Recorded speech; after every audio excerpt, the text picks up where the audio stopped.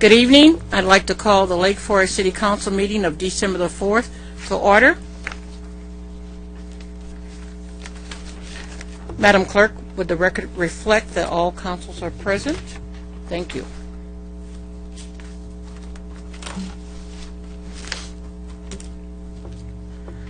Closed session, is there anything for you to report? Madam Mayor, Attorney? yeah, in fact there is, Mayor and Council.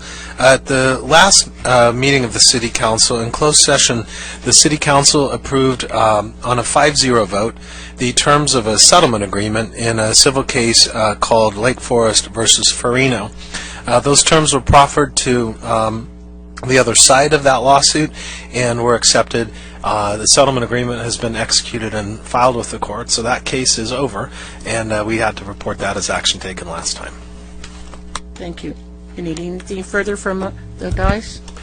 No, nothing else to report. I would like to ask Councilmember Teddemer, would you please lead us in the Pledge of Allegiance? Thank you, Mayor. Please join me. Ready? Begin. I pledge allegiance to the flag of the United States of America and to the republic for which it stands, one nation, under God, indivisible, with liberty and justice for all. Thank you.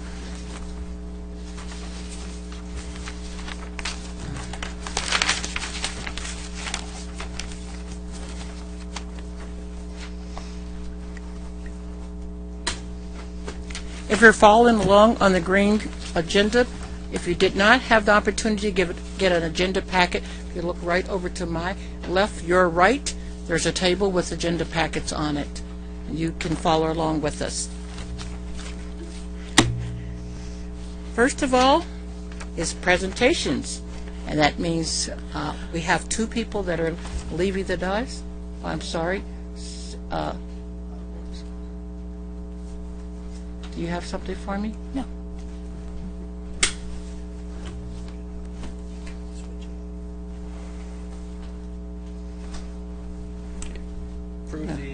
No.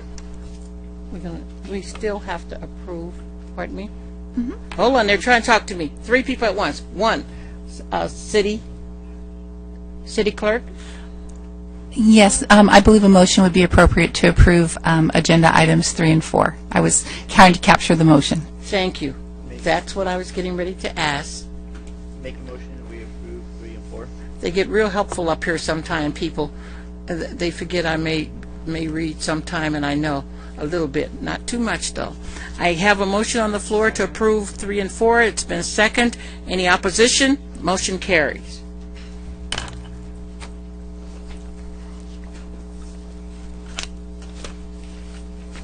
And now we're going to do the comments for the... Are you going to, I beg your pardon, are you make the presentations? Yes. Okay. We're going to do them from up here. Okay. We're going to switch things a little bit. We're going to do the presentations from the dais. Is that okay? Sure. Okay.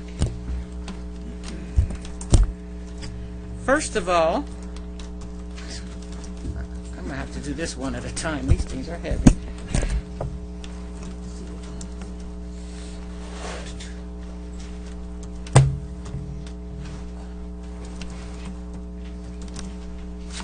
Yeah. Yes.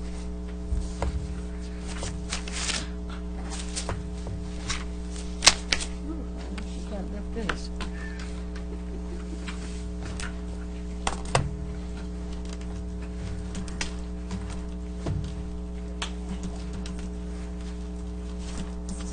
We're going to do this presentation right up here.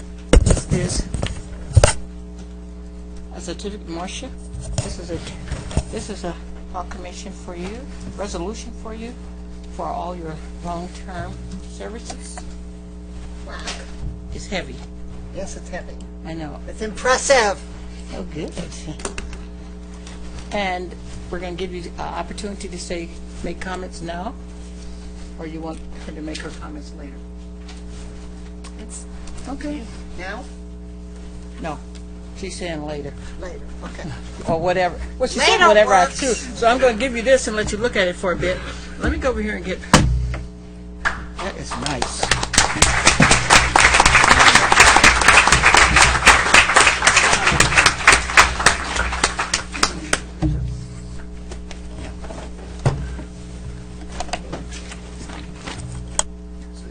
Thank you so much. Perfect, gentlemen. Isn't that nice? Thank you very much. Okay.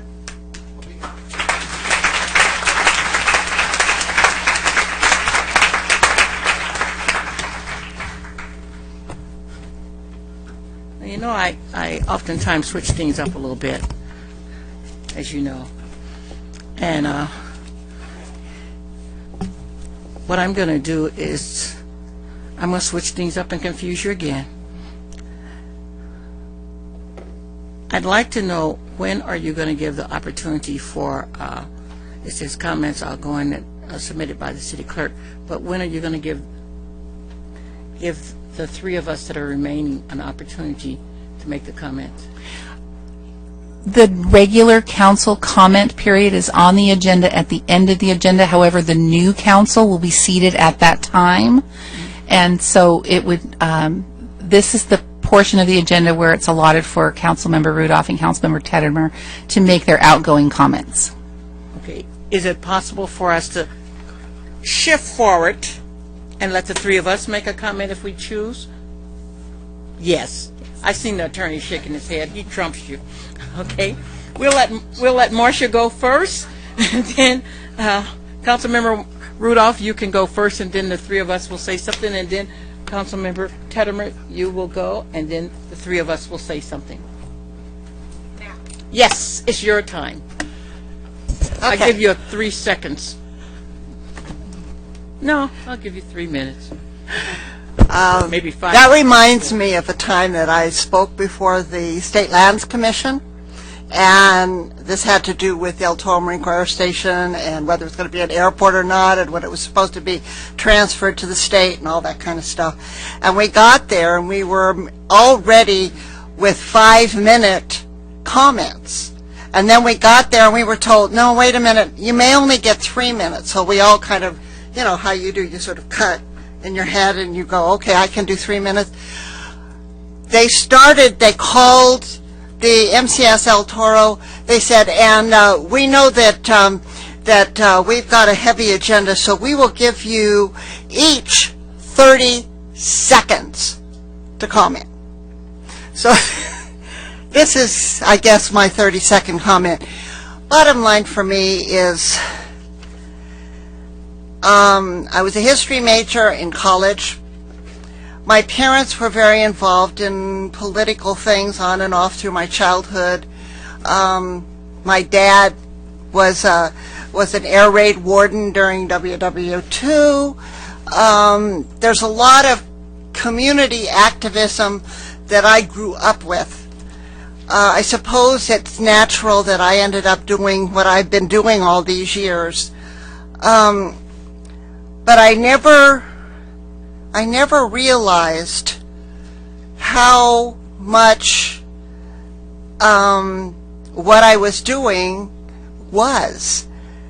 The thing that got me was when it finally dawned on me that I was on a first city council of a brand new city, and then I started thinking about the number of cities that there are.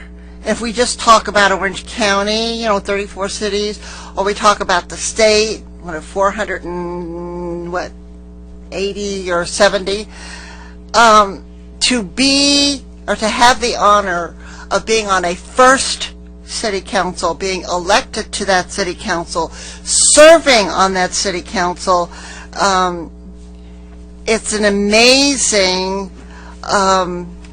gift that the citizens of my city have given me. You only get to be first once, and I was able to be first on the first city council, and I'm just very pleased. I've tried over the years to give back as much of me as I could as a thank you for the citizens who put me in this position. God bless Lake Forest. I think it's an awesome city. We're passing on to the next council members a city that is financially fixed, that is exciting in its plans, and will be forevermore excellent in everything that it does. So thank you very much to the citizens of Lake Forest for giving me this honor, this privilege, and God bless us all. Thank you.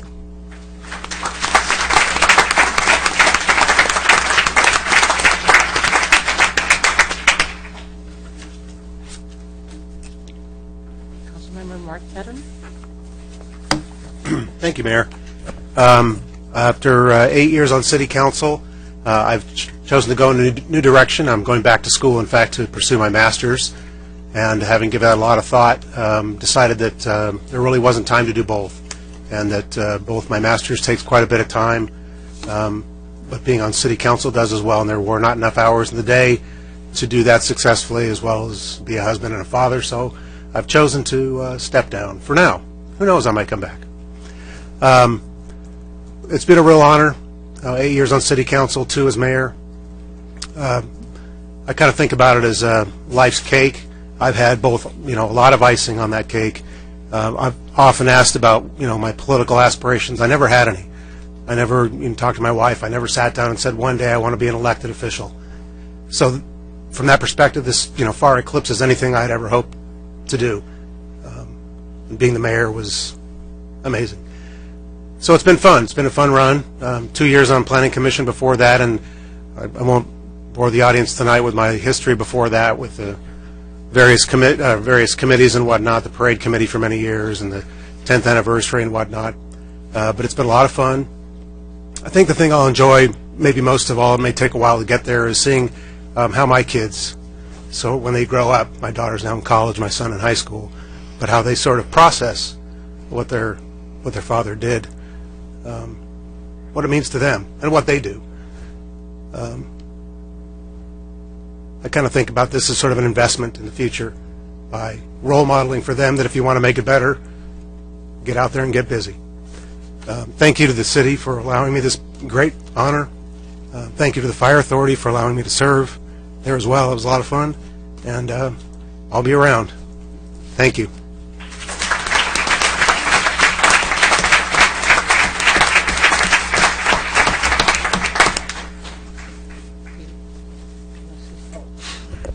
Well, I'll be brief. We actually had quite a little get-together at our last council meeting, and many things were said then, so I won't certainly repeat all those. I think the important thing about these two individuals is the fact of community.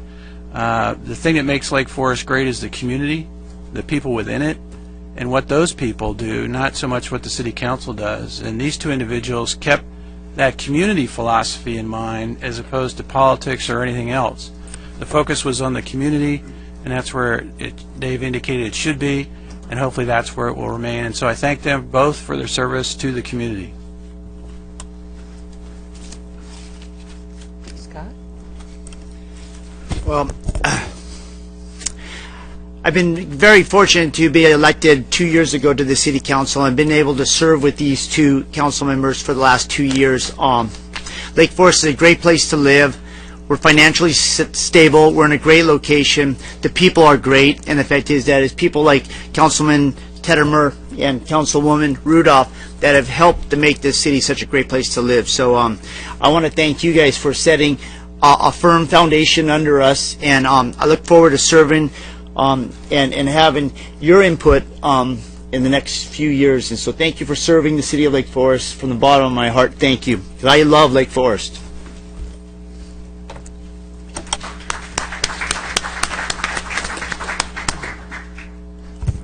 Last, and I hope not least, it takes a lot of people to build a city.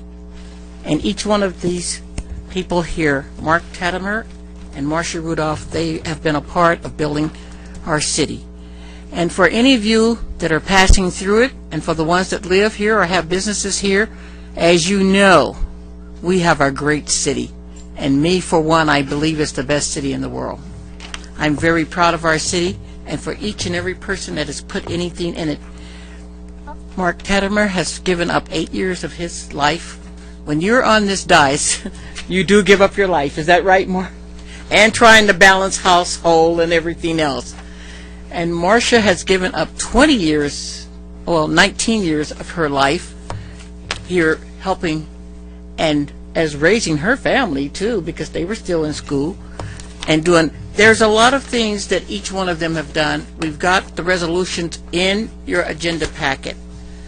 And you can read all the things. Last meeting, we did have sort of like a pre-farewell.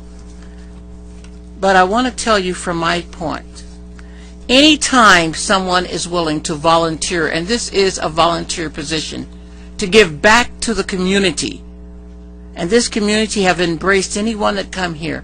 These two have given. There's times you burn a night oil. There's time you burn day and night.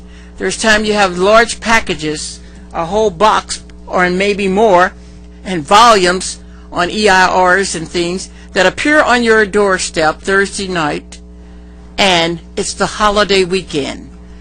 So the families have to sacrifice, and both of their families has had to sacrifice to make sure that you don't get a chance to participate in everything that's going on that weekend. It can be a birthday, anniversary, Christmas, or whatever. When those packets come and you've got to read so you can make that vote, you have sacrificed and did it. You've not went shopping, or you not went did whatever you would have normally did, because there's something going wrong in the city, and the city really gets the top priority when you volunteer to serve the citizens. So when anyone is willing to sacrifice their lives and see their children grow up and miss some of the things that they would have liked to have been at, or their grandchildren start walking and you didn't see the first steps, or whatever it may be, it's a great sacrifice to be on city council. And each one of them have made that sacrifice. And if that doesn't take a lot to give so much, you need to take and step up and try it. It is a lot of sacrifice, and for anybody that's willing to do it, they deserve our respect. And as everyone knows, I normally will go off script. You can't really give me a script. But I'd like to give them a standing ovation for taking and being willing to endure and give such service to our city. Thank you.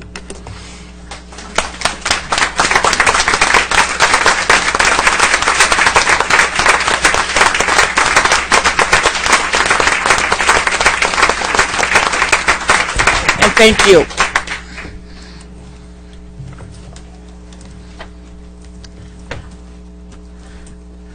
I'd like to know if my student liaison is here.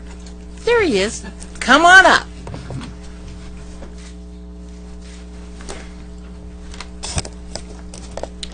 Good evening, Mayor and Council.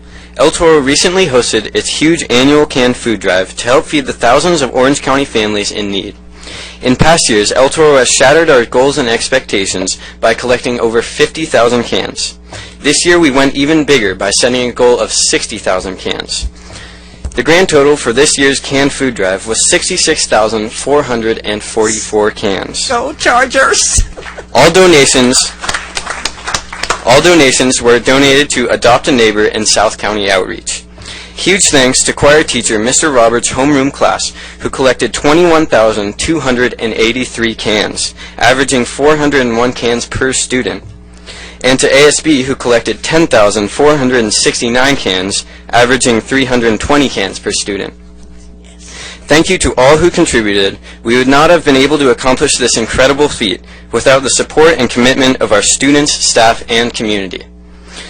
El Toro's winter sports have finally arrived and are starting off the season with a bang. El Toro's very own cross-country superstar, Juan Gonzalez, traveled to Fresno last week to compete in the CIF State Cross Country Championships and triumphantly returned home as California Individual State Champion. Woo! He beat his closest competitor by 1/10 of a second with a time of 15.48 minutes to win the state title. In addition, Juan was just named the Orange County Registered Cross Country Athlete of the Week. He won the individual Division I state title at the CIF State Cross Country Championships and had the fastest individual time of the meet amongst all runners in all 5 divisions, and is the first Charger runner to win a state title since 2004. Lastly, All Kids Count is hosting their annual toy drive from the 10th to the 21st. El Toro is getting busy collecting as many toys as possible for the less fortunate. In addition, a new club to El Toro, Operation Warmth, is collecting gently used or new jackets, mittens, and scarves all week to donate to families in need. That's all for tonight, and as always, go Chargers.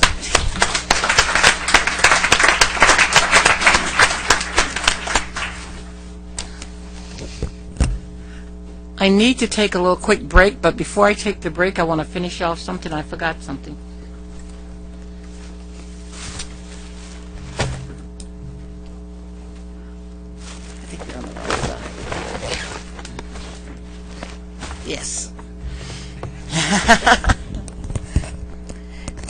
Last time, the staff and others gave things to the 2 departing councils. This night is time for the council to give to the council. And Thank you. we're giving you the gold. We expect you to bring home the gold with that diploma. Would you need me to open this now, Madam Mayor? If you choose. And we're giving you the green. I can't imagine why. Because they all should be green of envy of all the time that you put in. And it's your option if you want to open it or not. You have a. Madam Mayor, it's your meeting. What would you like? It's your bag. All right, I'm opening. Yep, typical mail. Go ahead, open it. Throw the paper These everywhere. people all came to see what the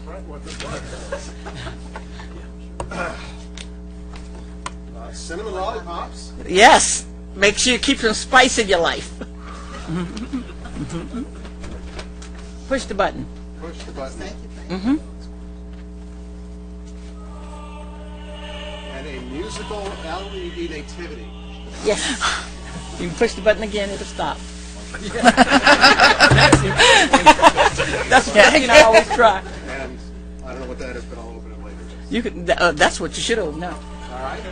Your meeting. Push the button again.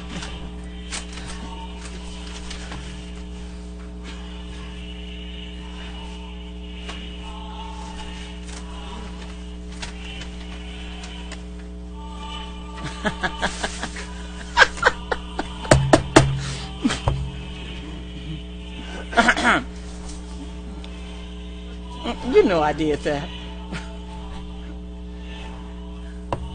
Pass it on.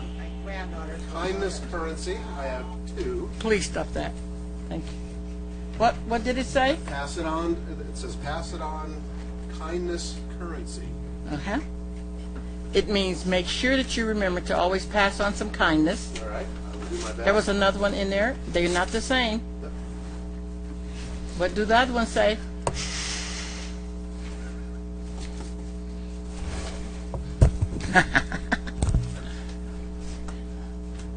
Pass it on. And what do that one say? Sign of peace. If it has anything to do with you, make sure you have peace and right. pass it on. There's one more. Yep. I know.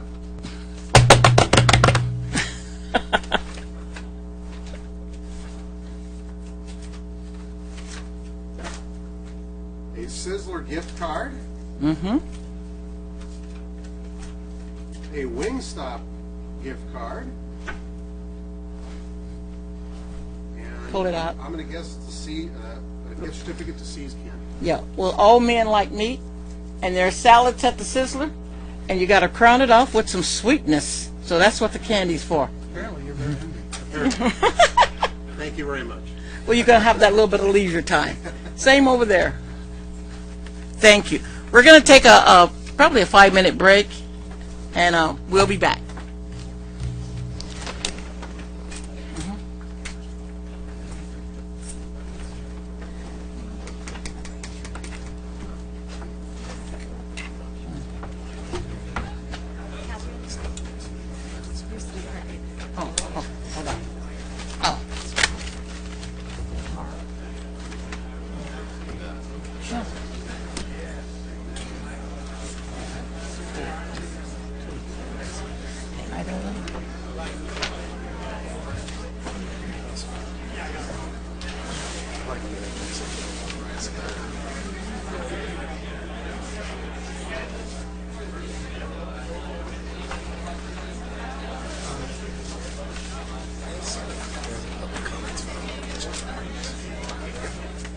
No, there's 2 public comments. It's just, handicap ramps, and there's no, it's no, and Margie Massel didn't say. That's part.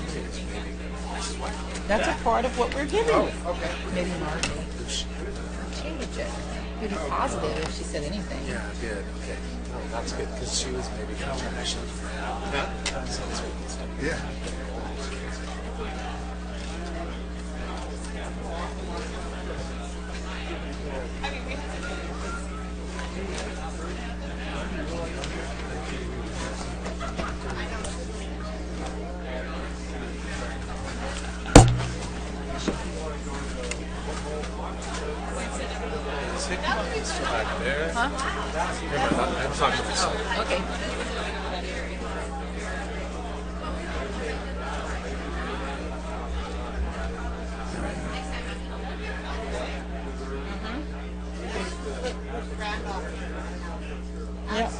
Okay, just don't make no more noise. Would it be quiet?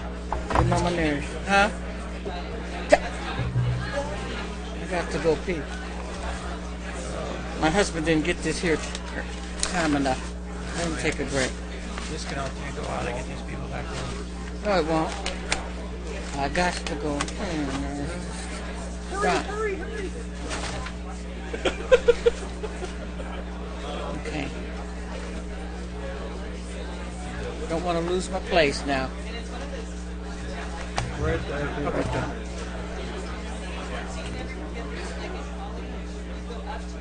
Yeah.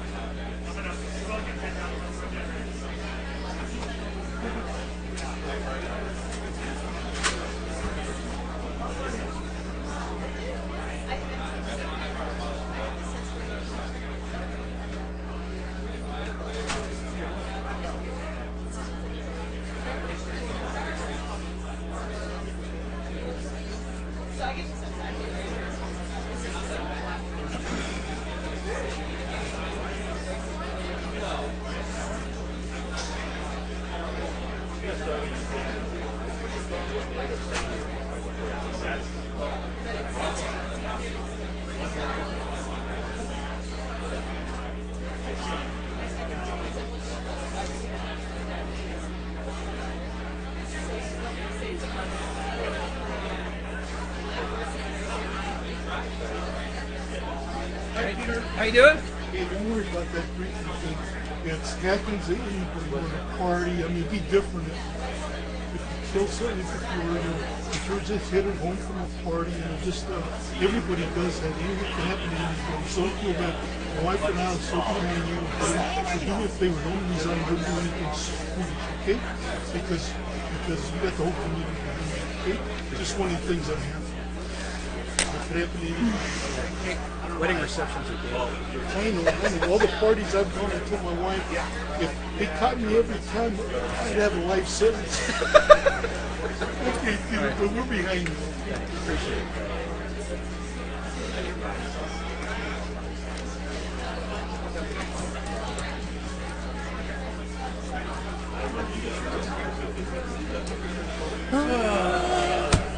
Five minutes, huh? Yeah. Is that... Can I start the meeting without him? Sure. Do we have any public comments, or is it all... Two. I got two. On what? They didn't say. Didn't say. This public comment. One of them's Margie, so I'm sure it's probably thanking Mark for his service. Yeah, Margie Matzel. Someone named Linda Price. I don't know. Whoops. Rest of the truth. Come on, Madam Mayor.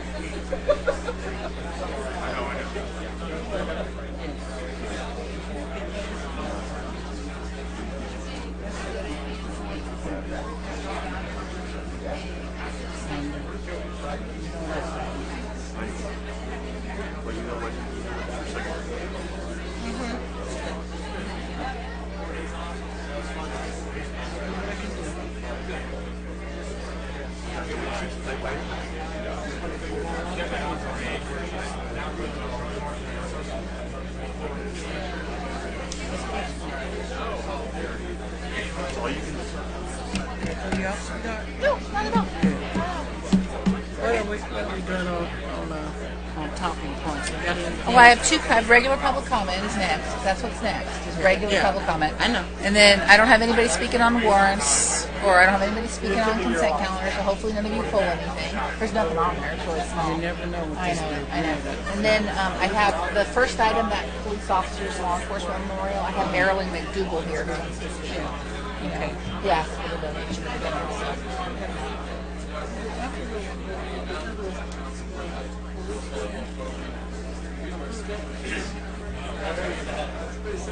Yeah, the lifting crowd.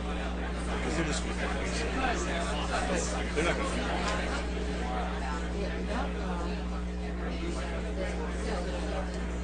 The first, yeah. This is yes.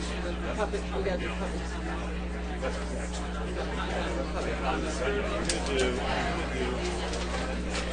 I'm going to read that. I'm going to read this. Sure. I don't always read. So you just follow. Because we have some public comments, so I'm going to read this so I can emphasize. Said that even so I can't stop.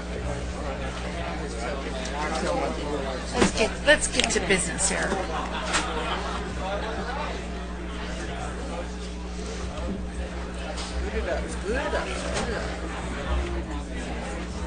Come on, where is everybody? I don't know. This is way beyond 5 minutes. So don't start now. Okay. He's going to do that in just a second. Okay. Are we waiting for him? Oh. Hope it's not serious. You just told me to stall, so I'll stall. You know, he's right here. But my drawer's empty. I usually fill it up every meeting and I forgot. Well, I forgot to get mine today.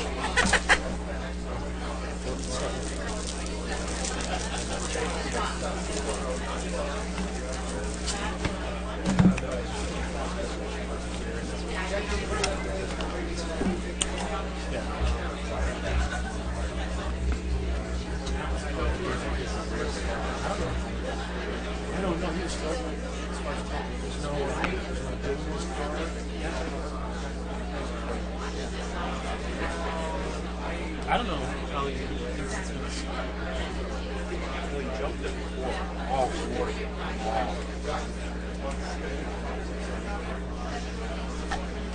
Adam's got it.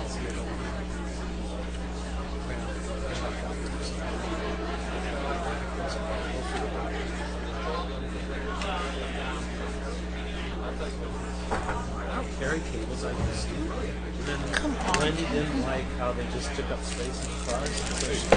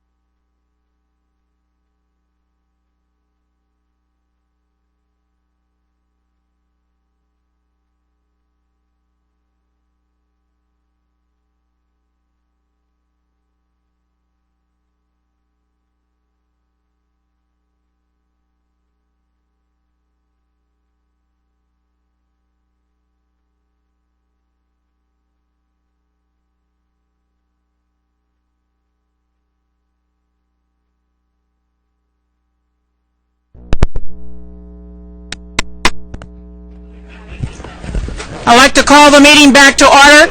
Could you please find a seat? If you want to still compensate, could you please go outside the doors? Thank you.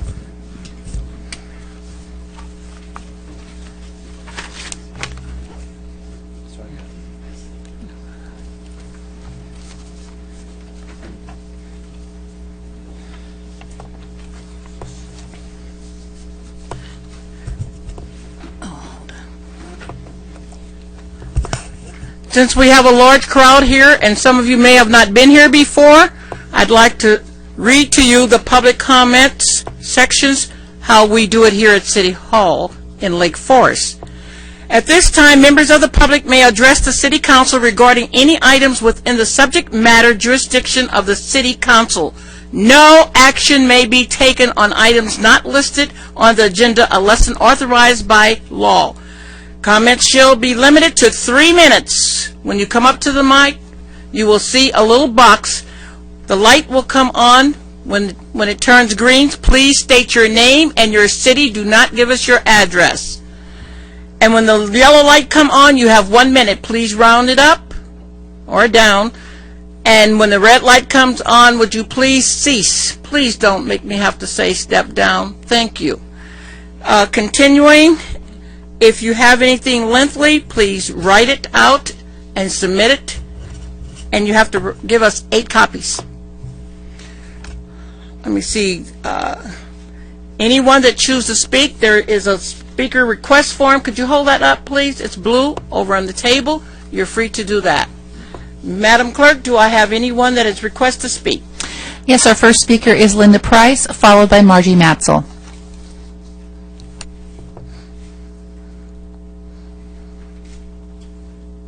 Good evening. Good evening. My name is Linda Price. I'm a resident of Lake Forest. I live over near the 5 freeway, and my tract has been involved in removing and replacing the handicapped ramps for the ADA disabled law. Lots of concerns with that. I'm hoping we can get the process fixed so that other residents won't have the trouble we've had. Monday, the week of Thanksgiving, they came in, did the cutting for the sidewalks, left a huge mess, made no attempt to clean up, called Public Works. They said, oh no, residents shouldn't clean up, we'll get it all fixed, it'll be perfect. Absolutely nothing happened. Went for more than a week. Last Tuesday they came and ripped out all of the concrete. When I came home from work, I found that not only did they rip out the concrete, they took out the footings for my fence. So my fence is hanging there. So again, of course, I called, complained. Wednesday they came out at noon, said I could watch them replace the footings. Their answer for replacing the footings was just to patch some on the front and hope the footings stay up. I had to stand out there for 2 to 3 hours to get them to actually replace the footings, fix the pickets that they'd broken, that kind of thing. They told me Thursday they'd be putting in the curb, Friday they'd be putting in the concrete. Thursday it rained, they didn't put in the curb. And let me read, you should not be putting in concrete while it's raining. Let me read a quote here. Pouring a concrete slab when rain is forecast is a conscious decision to put the quality of the final product at risk. So Thursday they didn't do the curb, but Friday they were in such a rush because they lost Thursday that they put the curb in the morning, and by noon we're doing the slab. Didn't matter that it was raining the entire time. I again was out there a good portion of the time trying to watch and make sure the job was done decently. I watched them as they cleaned their tools. After they finished the job, they go to a resident's lawn and pour water on the tools to wipe the concrete off, or they rub it like this on our grass. That's their idea of cleaning up. So Friday, they left cigar butts, trash, all kinds of garbage, all the signs for the weekend saying, you know, don't trespass or don't cross that area. Finally today, they did come back and remove the signs and the caution tape, but it is just a total mess. They left pieces of caution tape, all kinds of other stuff. I came home at noon. The gentleman was cleaning up, and I said, you're going to clean up everything. Oh, yes, it'll all be cleaned up. It is a mess. There's literally concrete running down the curbs that they didn't clean. It's all over the street. It's concrete all over the place. It is a huge mess. All that I'm requesting, I mean, I've called Public Works. I called them again Friday. Nothing happens when you call them. I'm just requesting that you or one of the new councilmen do a drive-by. You don't have to get out of the car. It's such a mess. You will see it on a drive-by. My address is listed on my thing. I am probably the only one speaking on this topic tonight. Most people are here for something else. So please go by and help the process improve for the next people. We're stuck even if the concrete lacks integrity at this point. Thank you so much. You're out of time, but that will be referred to our Public Works, and myself and some others, I am good about going out checking things for my own self. And I will have somebody to get back to you.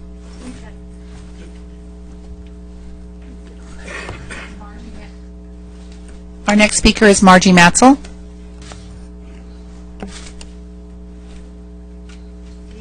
Mayor McCullough, council members. Good evening. Forgive me, I'm not too good at this, but it's really the only time I've spoken in all the years I've been coming, but try and get through this. I want to first of all thank Councilmember Rudolph for all your years, 21 years of service to the city, and also Mr. Teddimer. I met Mark Teddimer back in 2003. He wasn't a council member. He was working on a community event. I think we were stuffing envelopes or something, and I happened to sit down in a seat, and there was only one seat left in the entire place. It was packed. So I think it was kind of fate. And I sat down, and I had noticed some children as I first walked in, really cute kids, about 8 and 6, and I sat down across from Brenda Teddimer, and I said, are those your kids? They're really cute. She goes, yeah. Anyway, we were talking for a while, and she said, my husband's thinking of running for city council, and, you know, I know you're kind of active in the community, and I worked on Measure F and Stop the Airport. Anyway, I said, sure, and Brenda was probably thinking, yeah, people volunteer, but they never really step up when you call. Well, Brenda called me, and 2004 I worked on Mark's campaign. I was proud to do that. Didn't really know the family that well, but we had a small group, I think maybe 6 people. Brenda worked so hard in that campaign, and I was proud to work on the campaign. On the first Tuesday in November 2004, Mark got elected, first new member in 10 years, and it was a great night, and people at the Teddimer House. After that, Mark and Brenda called and wanted to take me to dinner to thank me, and that was kind of the beginning of the friendship, and then they proceeded to take me out to more dinners, of course, all in Lake Forest, dining all in Lake Forest, David. Good. And we formed a friendship, and Mark got me involved in other things. A couple of years later, standing in his kitchen, he said, we're bringing the Relay for Life to Lake Forest. ACS called me in January, and he says, you want to help me? And I said, Mark, if you're doing it, sign me up. 9 months later, we had the first inaugural relay in Lake Forest. It was successful. It collected the most money of an inaugural relay in the history of Orange County. Mark's goal wasn't to collect money, it was to just have a really good time, and we did that. He chaired it again the next year, and the relay is still standing here in Lake Forest 7 years later, thanks to Mark Teddemer. Mark then got me involved in things like taking me to chamber events. He and Brenda took me to events, and then I kind of met up with Jerry Zeckmeister, who got me involved with the old regional. Then I met Mr. David Carter, who at the chamber, and he got me involved in Kiwanis, and I'm proud to say that I've been on Kiwanis for 5 years. I served as vice president, just recently president, and Relay for Life for quite a few years. I just want to say to Mr. Teddemer that he was standing in his driveway one time. He said, "You're probably going to be sorry you ever met me, Margie, because like you have no free time left anymore." But in 2004, when we were trying to think of a campaign slogan for Mark, they came up with a lot of things that had to do with leader. But Mark was kind of shy about that. He really didn't like the word leader associated with him because he figured, I'm just a volunteer. Well, I didn't come up with this, but the thing that finally came up with was leadership by example. And that's the kind of man Mark Teddemer is. He doesn't do anything that you wouldn't ask somebody else to do. So I want to say, Mark, thank you. You got me involved in everything. And, yeah, sometimes it's a little bit overwhelming, but I thank you. And you definitely lived up to your motto in both years that you ran. And you've always voted to your conscience, and you are always true to all 78,000 citizens of the city, not just small interest groups. And I thank your family, Kylie, Garrett, Brenda, and Phantom for your 8 years, and we hope you will be back. Thank you. Thank you.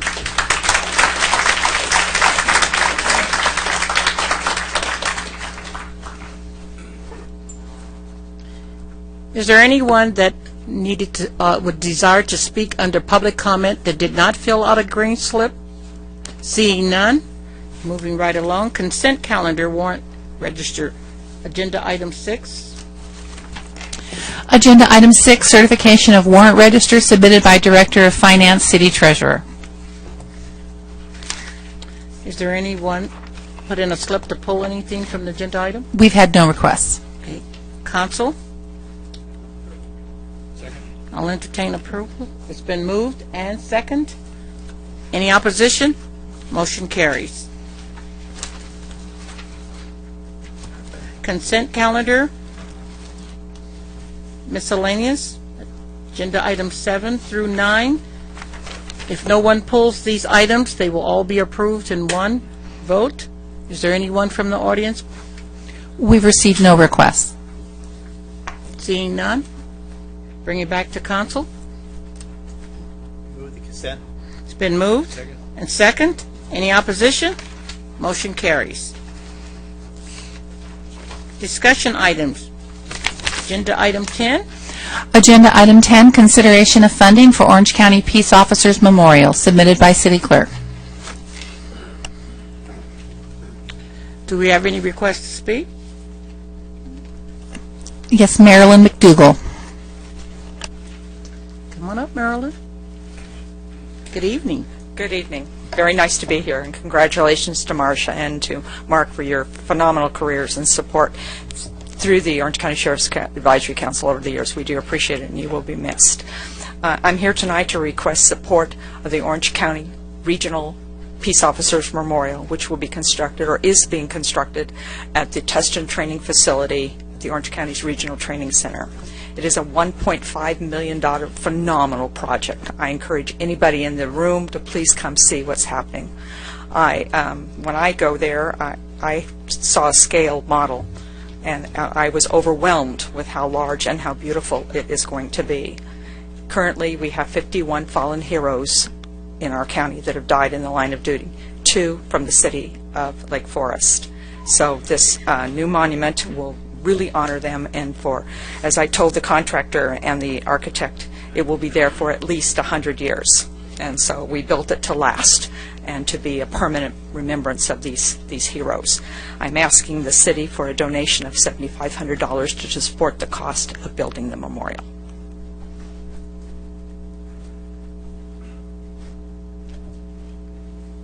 I see a hand over here. Any questions?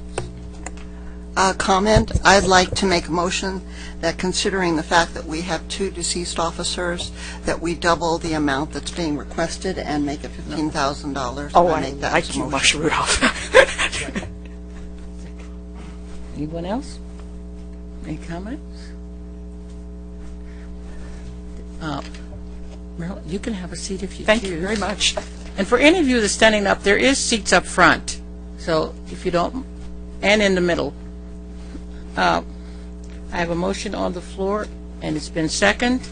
Is there any opposition? No, motion carries.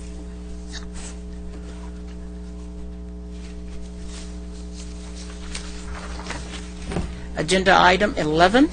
Agenda item number 11, consideration of report and program alternatives for park safety, including reconsideration of ordinance number 237, submitted by City Manager.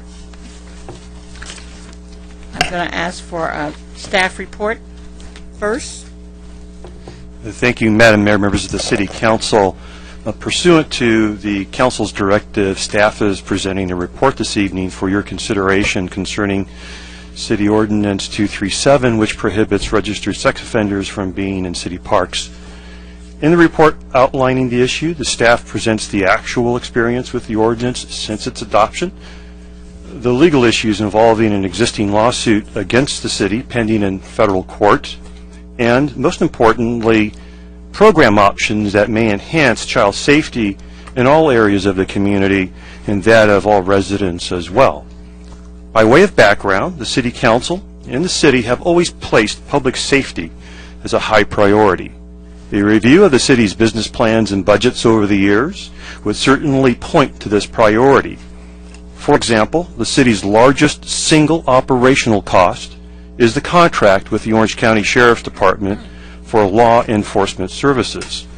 That's some $13 million for this fiscal year. That includes the sonar program that I will mention in a little while. And that's the complete law enforcement costs for the city, which are about 36% of the city's total expenses. Additionally, the city's overall safety has been monitored by various sources, which have consistently ranked Lake Forest as one of the safest cities of those with population in excess of 75,000 people. Additionally, the city polls the community every 2 years, and we appreciate that our residents and businesses rank public safety as one of the most important things we provide. In that poll, we also asked the community how it believes the city and the Sheriff's Department performs. We are proud to report that the poll results consistently show over a decade that the overall satisfaction for city services is 90% plus by the residents and the businesses of this community. As it relates to the issue specifically at hand this evening, the Council requested staff to evaluate our actual experience with the ordinance since its adoption, which was approximately 1 year ago. While the City and the Sheriff's Department were ready to enforce the ordinance to its fullest extent, our findings concluded there was no measurable effect on public safety since the Sheriff's Department reported that not only had they not been in any violations, but they also had no need to apply the ordinance in any fashion in the city since that time. Also of note, the offender population in Lake Forest, as we point out in our report, on a per capita basis, is on the lower end of South County and twice as less than the average countywide. We also evaluated other services and programs in place that address the concerns associated with the ordinance. We've primarily found that the Sheriff's Sonar program, that's the sex offender notification and registration program, to be an effective way to monitor offenders and address public needs. Concurrent with our city staff's study efforts, the city attorney also continued to evaluate the existing federal lawsuit. At this point, therefore, I will defer to the city attorney to provide some additional preliminary comments. Thanks, Mr. Bennick. Mayor and Council, I wanted to provide the City Council a brief overview of the legal context surrounding the ordinance that the City Manager has referenced, which is now codified as Lake Forest Municipal Code Chapter 13.12. On September 28th of this year, a lawsuit was filed against the City of Lake Forest and 3 other defendant cities, alleging, among other things, that the ordinance in question, Chapter 13.12, affected violations of the constitutional rights of the plaintiff in that case. Specifically, the complaint alleges that the ordinance violates the plaintiff's First Amendment rights, the right to receive information and to peaceably assemble in public places, that it violates the Privileges and Immunities Clause of the U.S. Constitution by barring the plaintiff and others from civic activities, access to public roads, and the constitutional right to travel, that it violates the plaintiff's procedural due process right by depriving him of property interests without a hearing on that deprivation, and that the ordinance violates the ex post facto clause of the Constitution by punishing the plaintiff for crimes that occurred before the enactment of the punishment. Our office, together with the city attorney's offices from the other cities, and much help from county counsel's office and the district attorney's office, have vigorously defended and are preparing to answer and defend that lawsuit. Yet it does raise the issue of constitutional issues that we don't think will be easily resolved and will require significant attorney's fees to litigate aggressively, as this council always instructs that we pursue its interests in court. While that case was pending, and by the way, our answer is due the first week of January in that case, there were other developments in Orange County trial courts that we think are relevant to the council's consideration and look back on Chapter 13.12. In two proceedings, one decided by the appellate division of the Superior Court and another by a separate trial court decision, ordinances like the city's ordinance, specifically the County of Orange's ordinance and the City of Irvine ordinance, were found to be preempted by relevant state law. And in fact, in the Irvine case, there were other issues raised in the trial court's decision about the constitutionality of that ordinance. Both those cases, we understand, will be appealed.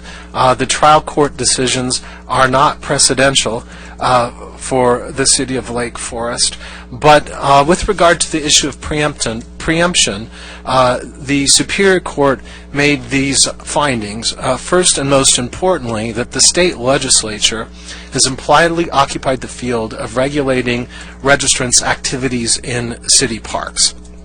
To that end, the court found that the registrant's conduct, which is regulated by state law, is the same thing as where the registrants may go, which was being regulated by Orange County and the City of Irvine with the ordinances that are just like our ordinance. When the council acted to adopt this chapter last year, we had hoped, and sister cities and the district attorney's office had hoped, that an invitation in the state law for local regulation in the area of residency would also allow us to regulate the area of presence in parks. Unfortunately, the Superior Court in these two cases, once with a special appellate panel, has found that the invitation for local regulation in the area of residency does not include an invitation to regulate the presence of registrants in parks. And the state thus had not intended to allow our regulation in the area of parks. Again, those cases are not precedential. They don't bind the federal court that will be hearing John Doe versus Lake Forest, the case I mentioned earlier. But the context of now all courts in our area deciding the matter against the ordinances in question, in fact voiding the county's ordinance, are some cause for concern for us. The litigation budget, with or without the preemption issue, is not something that we're in the habit of exposing. We don't like to tell opposing counsel what our war chest is. but we have published for these purposes, because it's relevant to your discussion on these alternatives, our estimation that the litigation budget on the city side would be something in the realm of $200,000 to $250,000. That's a best case scenario where we win the lawsuit, and not the worst case scenario that might expose us to attorney's fees for the other side in one case, and perhaps several if other plaintiffs follow suit in suing the city over this ordinance. When faced with this, with a similar scenario 5 years ago, the Lake Forest City Council had adopted, as many other cities had, an ordinance regulating the activities of street solicitation for day labor. Most of, I think, the City Council was around when, together with cities all over the state, we adopted an ordinance, you adopted an ordinance, that we believed was consistent with governing federal and state law. It turned out, however, that the trend among trial courts was to invalidate those ordinances. The most significant case and the most prominent case was a case that was ultimately decided against the city of Redondo Beach.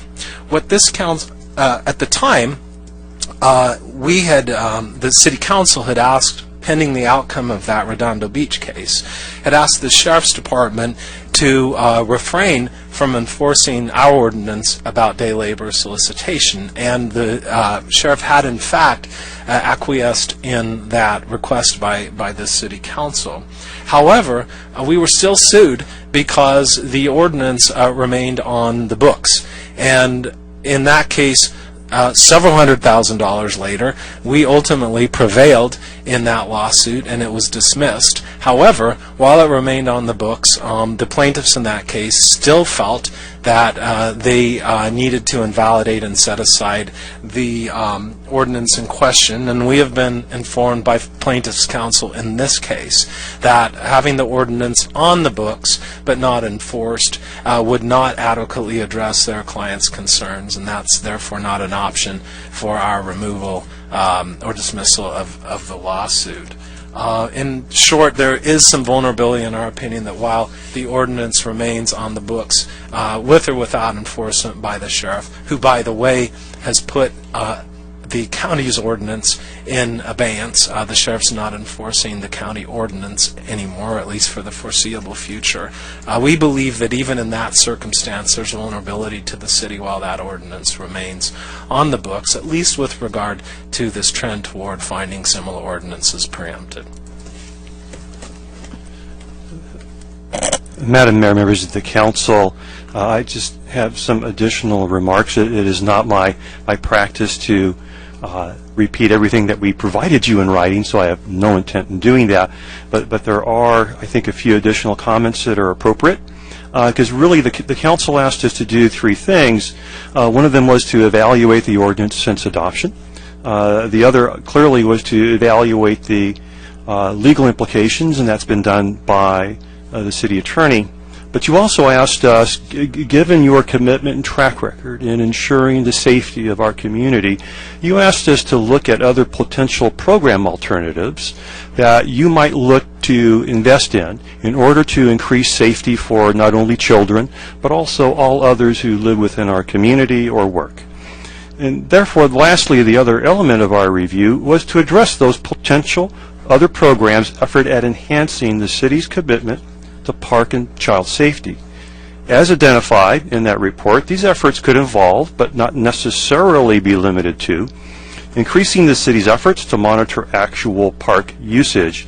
For example, members of the Sheriff's Department currently patrol and monitor the parks, and this effort also includes volunteers.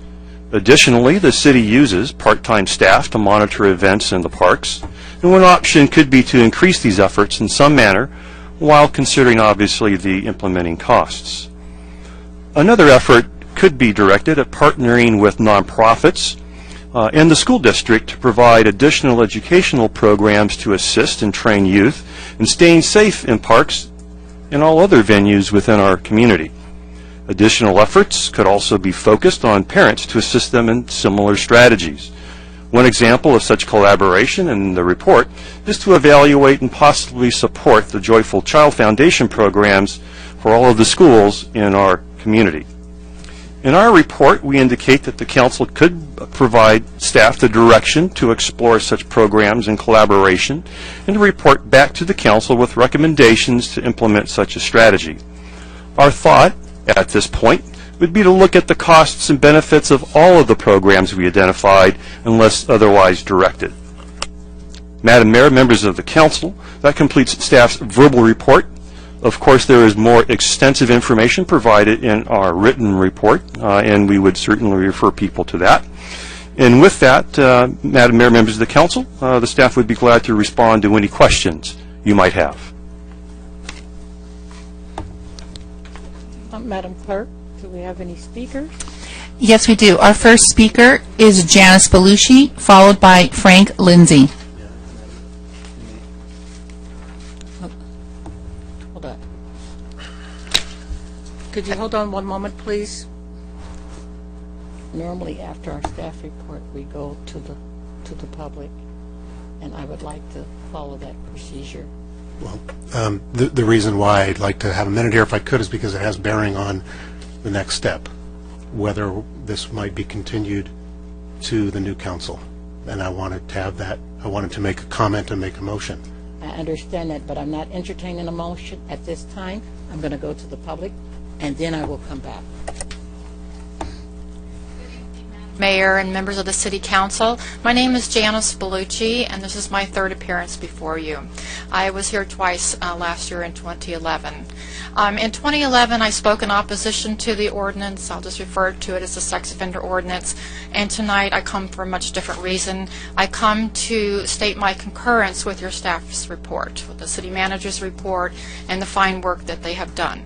The fact is that I am here on behalf of the California Reformed Sex Offender Laws Organization. I'm the president and state organizer of that group. It's a statewide nonprofit, and it is dedicated to both increasing public safety and also ensuring the civil rights of those who have been convicted of a sex-related offense and have already paid their debt to society. These are the people who have already been in prison and or been on probation, and many have been on parole. So they do have civil rights. In addition to being here tonight in that capacity, I am an attorney, and I have been speaking to your city attorney now since August of this year. I have two plaintiffs who are ready to file a lawsuit, and I've been talking to your city attorney, and we've been trying to negotiate calmly, and I think we have been successful in that, and a lawsuit has not been filed. But I'm here to tell you that if the City Council does not repeal the ordinance, that lawsuit will be filed. I'm also here as a mother of two daughters, and I believe that their safety is compromised when ordinances like the ordinance passed here in the city of Lake Forest have been adopted.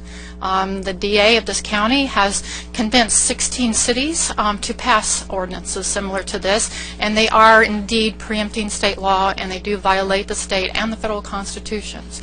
It's been an interesting month in the month of November. We've actually had 3 judges agree with us, and one case was referred to by your city attorney, and that case the judge agreed that was a preemption of state law. I also want to tell you that if in fact you continue the enforcement of this ordinance and keep it on the books, there are more than 100,000 people who have standing to sue, just to sue the city, because there are more than 100,000 registrants in the state of California. So in conclusion, I just want to make sure I'm clearly stating I support what your staff has proposed tonight. I support the repeal of this ordinance. Thank you. Thank you. Madam Clerk, could you tell me how many more that we have? We have a total of 10 speakers. Because we have a 30-minute limit that we keep within, please try and stay within your time. I would like to caution you when you're coming up, please do not be redundant. And the City of Lake Forest, we really don't take threats. We use logic, common sense, and reality. So please don't come up to the mic and threaten us, because we don't go on threats. We go on common sense, knowledge, and reality. Thank you.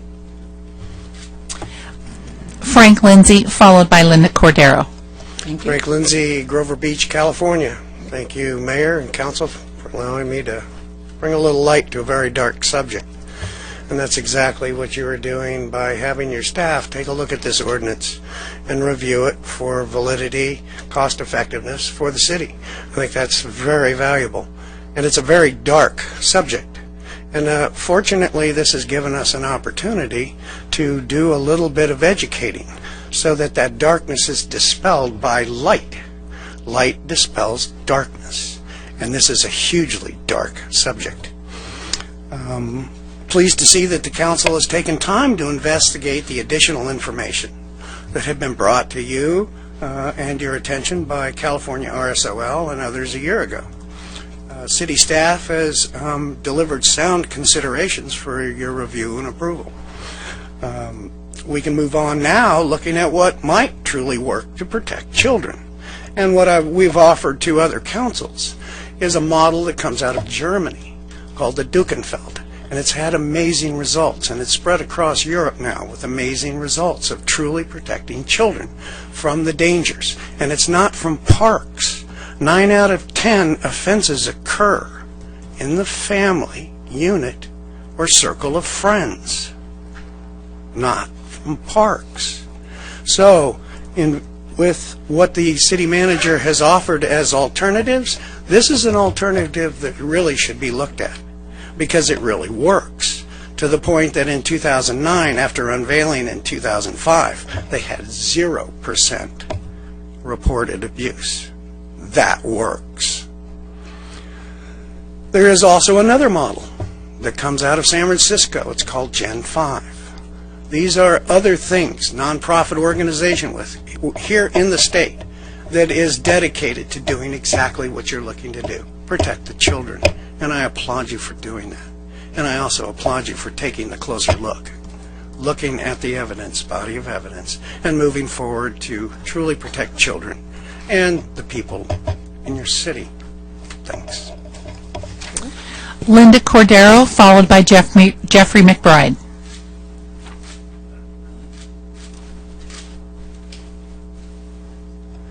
Good evening, Mayor and Council, and thank you for letting me speak tonight.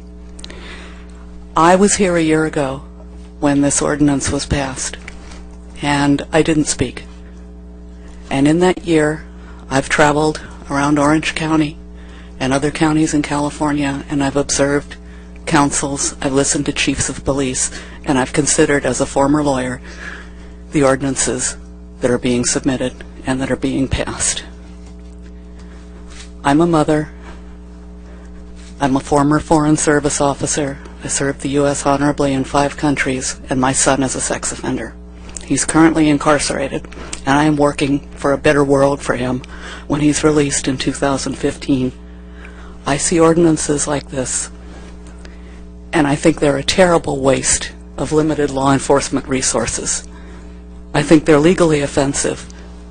I think they're offensive to me as a human being and as a mother, and I really think they're a poor use of resources. I was very moved tonight when I listened to Councilmember Rudolph talk about the gravity with which she undertook this position, because I think your position is one of great power, great respect, and great authority. And I admire the fact that you're willing to reconsider the errors that were made in looking again at this ordinance and the consequences that it will have. Thank you. Thank you. Jeffrey McBride, followed by Jill Morgan. Good evening. Good evening, Madam Mayor and members of the City Council. My name is Jeffrey McBride. I'm from Laguna Hills.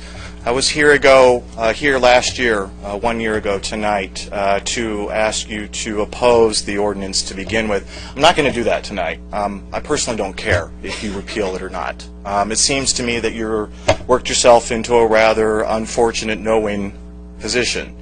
If you don't repeal the ordinance, then as your city attorney has explained to you, you have to defend the lawsuit. It will cost a lot of money, and there are potential other lawsuits to follow. And you'll have to explain that to your constituency while you spent money to defend something that judges have already said is void and unconstitutional. If you do repeal it, then some people may consider that or characterize that as being soft on child predators. It's not a very fortunate position, and I'm really glad I don't have your job. I can tell you this. I don't have any business being in a Lake Forest park, and I'm not going to one anytime soon. However, that doesn't change the fact that the Constitution of the United States of America belongs to everybody. When you protect the Constitution of the United States of America and the state of California, everyone is protected, including children. But when you start making exceptions to the Constitution, the exceptions eventually become the rule. Then we lose order. Now, a year ago, myself and Ms. Bellucci and many other people tried to explain that to you, and you passed the ordinance unanimously. In fact, you didn't even listen. You've been listening to the district attorney's office who told you that this would pass constitutional muster. It didn't. It's wise to repeal it. However, you got to deal with the consequences of your actions. A year ago, you had an opportunity to not put the ordinance on the books. You didn't listen to facts and you didn't listen to evidence, so now you have to deal with those consequences. I hope you make the right decision tonight. Really, ultimately, it doesn't matter to me if you repeal it or not. Thank you. Jill Morgan, followed by Mary Axelrod.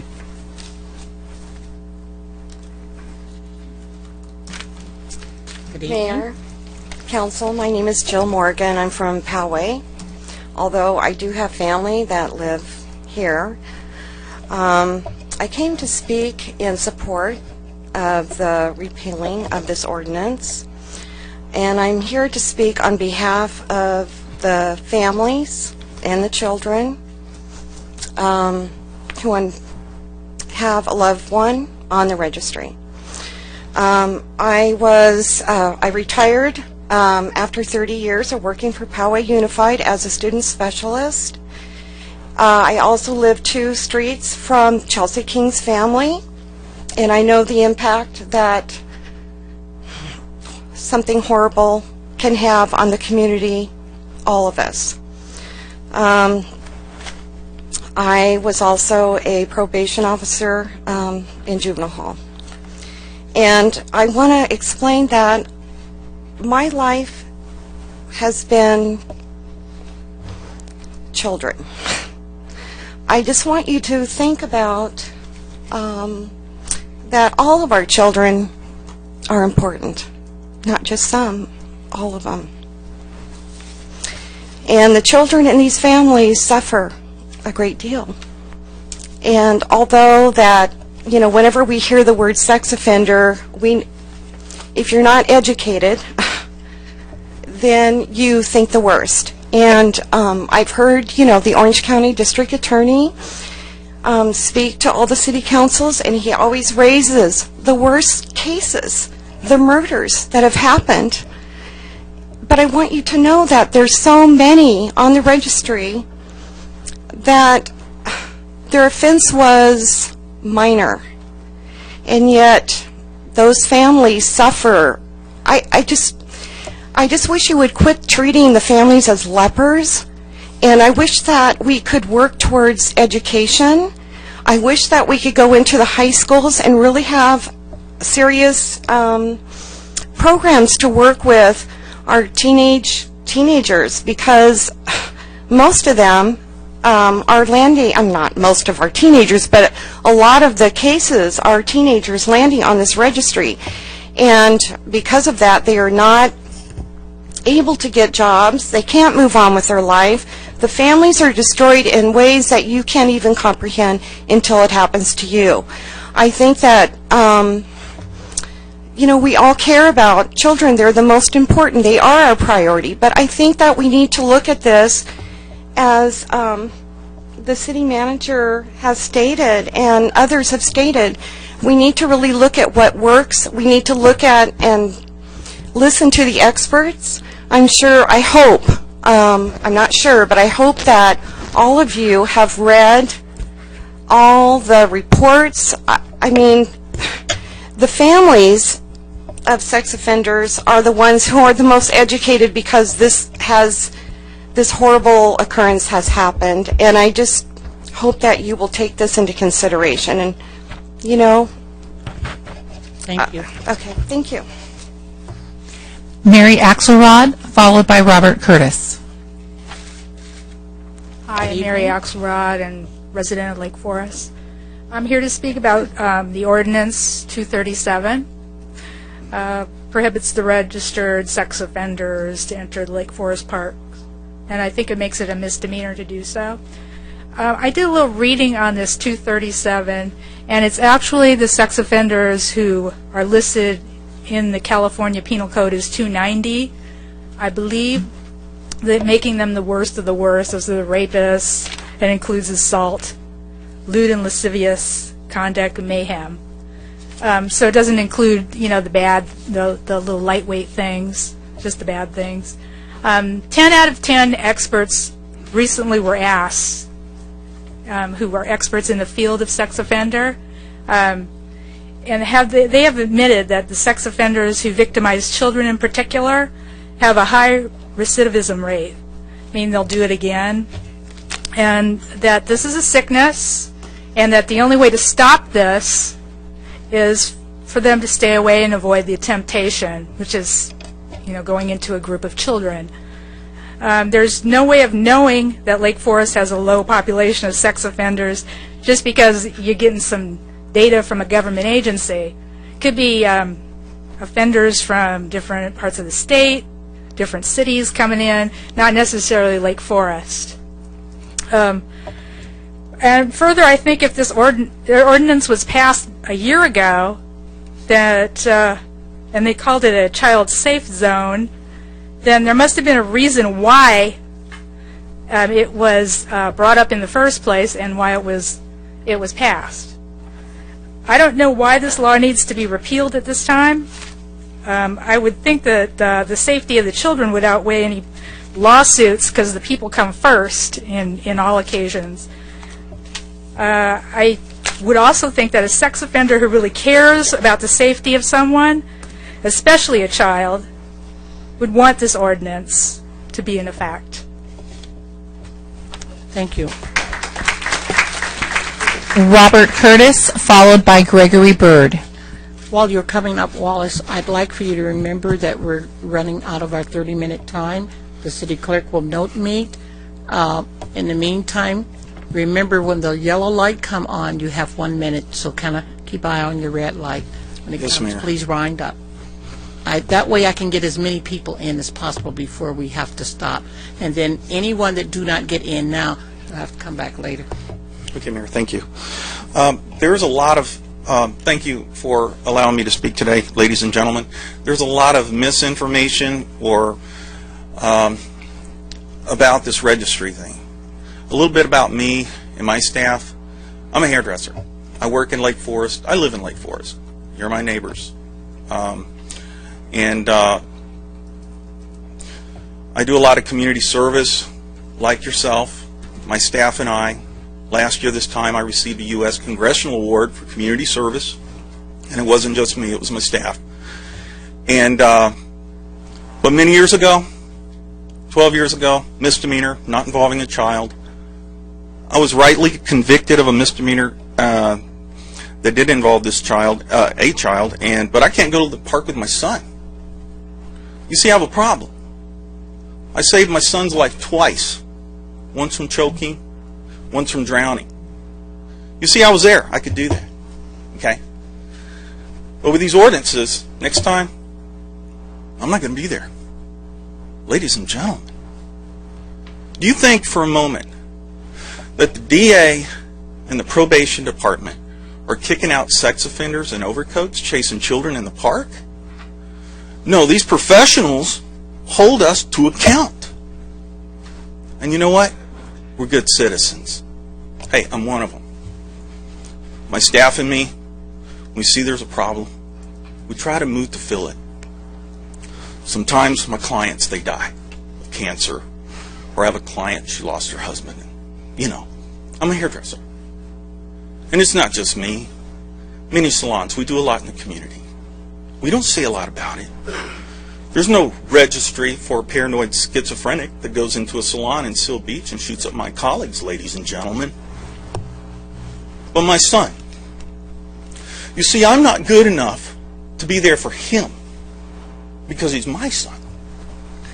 Well, let me tell you about my son. At the age of 9 years old, he lost his best friend in the whole world. He raised $2,000 to establish a foundation in his name to give deserving children every year scholarships. But because he's my son, he's not good enough for me to be there for that third time. You know, it's my fault, though. Because I didn't come before the Orange County supervisors and present this kind of an argument. And I take that. Okay? Ladies and gentlemen, I'm standing before you as a dad that liked to be there for his kids. And I took an oath as a 16 years in the military to protect the Constitution and what that stands for. Now, that wasn't just against guys in tanks with guns. It's against principles, ideals. That's what I stand before you. And that's what I'm doing. Stand with me. Thank you. Thank you. Gregory Bird, followed by Tony Rokakis. Hello, I'm Gregory Bird from the city of Fullerton. I spoke here last year as well. Personal experience, I am a registered sex offender for a misdemeanor, and I'm a 290, and 290s can be for minor offenses. It was indecent exposure. I admit that's what I did. It was over 10 years ago at this point. I have not reoffended in the last 10 years. I actually currently work with people who could head down that road. I know the road towards sex offense, and I work to help them stop. I work to help them turn their lives around, and they can. I've worked with people who have gone farther than me, who've done child molestation and things like that, and I help them turn their lives around. This is hard. This is hard for them. It's hard for me. I sometimes work in your city. Since the ordinance passed, I knew it passed because I was here, I ceased going to parks. I do it for lunch. I do contracting work, and I just go there for lunch, kind of get off and get out of my head. So now I bring my lunch with me, so I go to a shopping center instead, because that's not part of the ordinance. So I go sit in a Ralph shopping center or the Carl's Jr. shopping center, and I just sit there and have my lunch, and I see a lot more people there. I don't see how that's any safer one way or the other. I don't see safety for me being in a shopping center parking lot as opposed to a park parking lot. In fact, there's a lot less people in parks in the middle of the day, generally on a weekday. Safety was a big concern. A lady said that there was a high recidivism rate. There's a concept in law when somebody testifies against their best interest that their testimony is fairly valid. The Department of Justice and the California Department of Corrections, which information you guys have, show that under 5%, and the current California Department of Corrections has under 2% in recidivism rates, one of the lowest of any crimes. The reality is, yeah, there are a small percentage. People think sex offender and think pedophile. I have some research I wasn't able to bring in, print it up in time, but it's 14% of sex offenders are possible pedophiles. 14%. That's a low amount of the whole population. Sure, I believe in child safety. I want to take care of kids. Taking care of kids is a much better thing. There's much better ways of doing this. This is not this rampant effect of children being attacked. I understand my times. I don't want to take your time, but I just want to know that.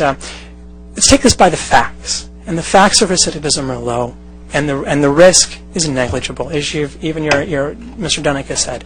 And I appreciate that information. I support this ordinance. Thank you. Tony Rokakis, followed by Kelly Higgins.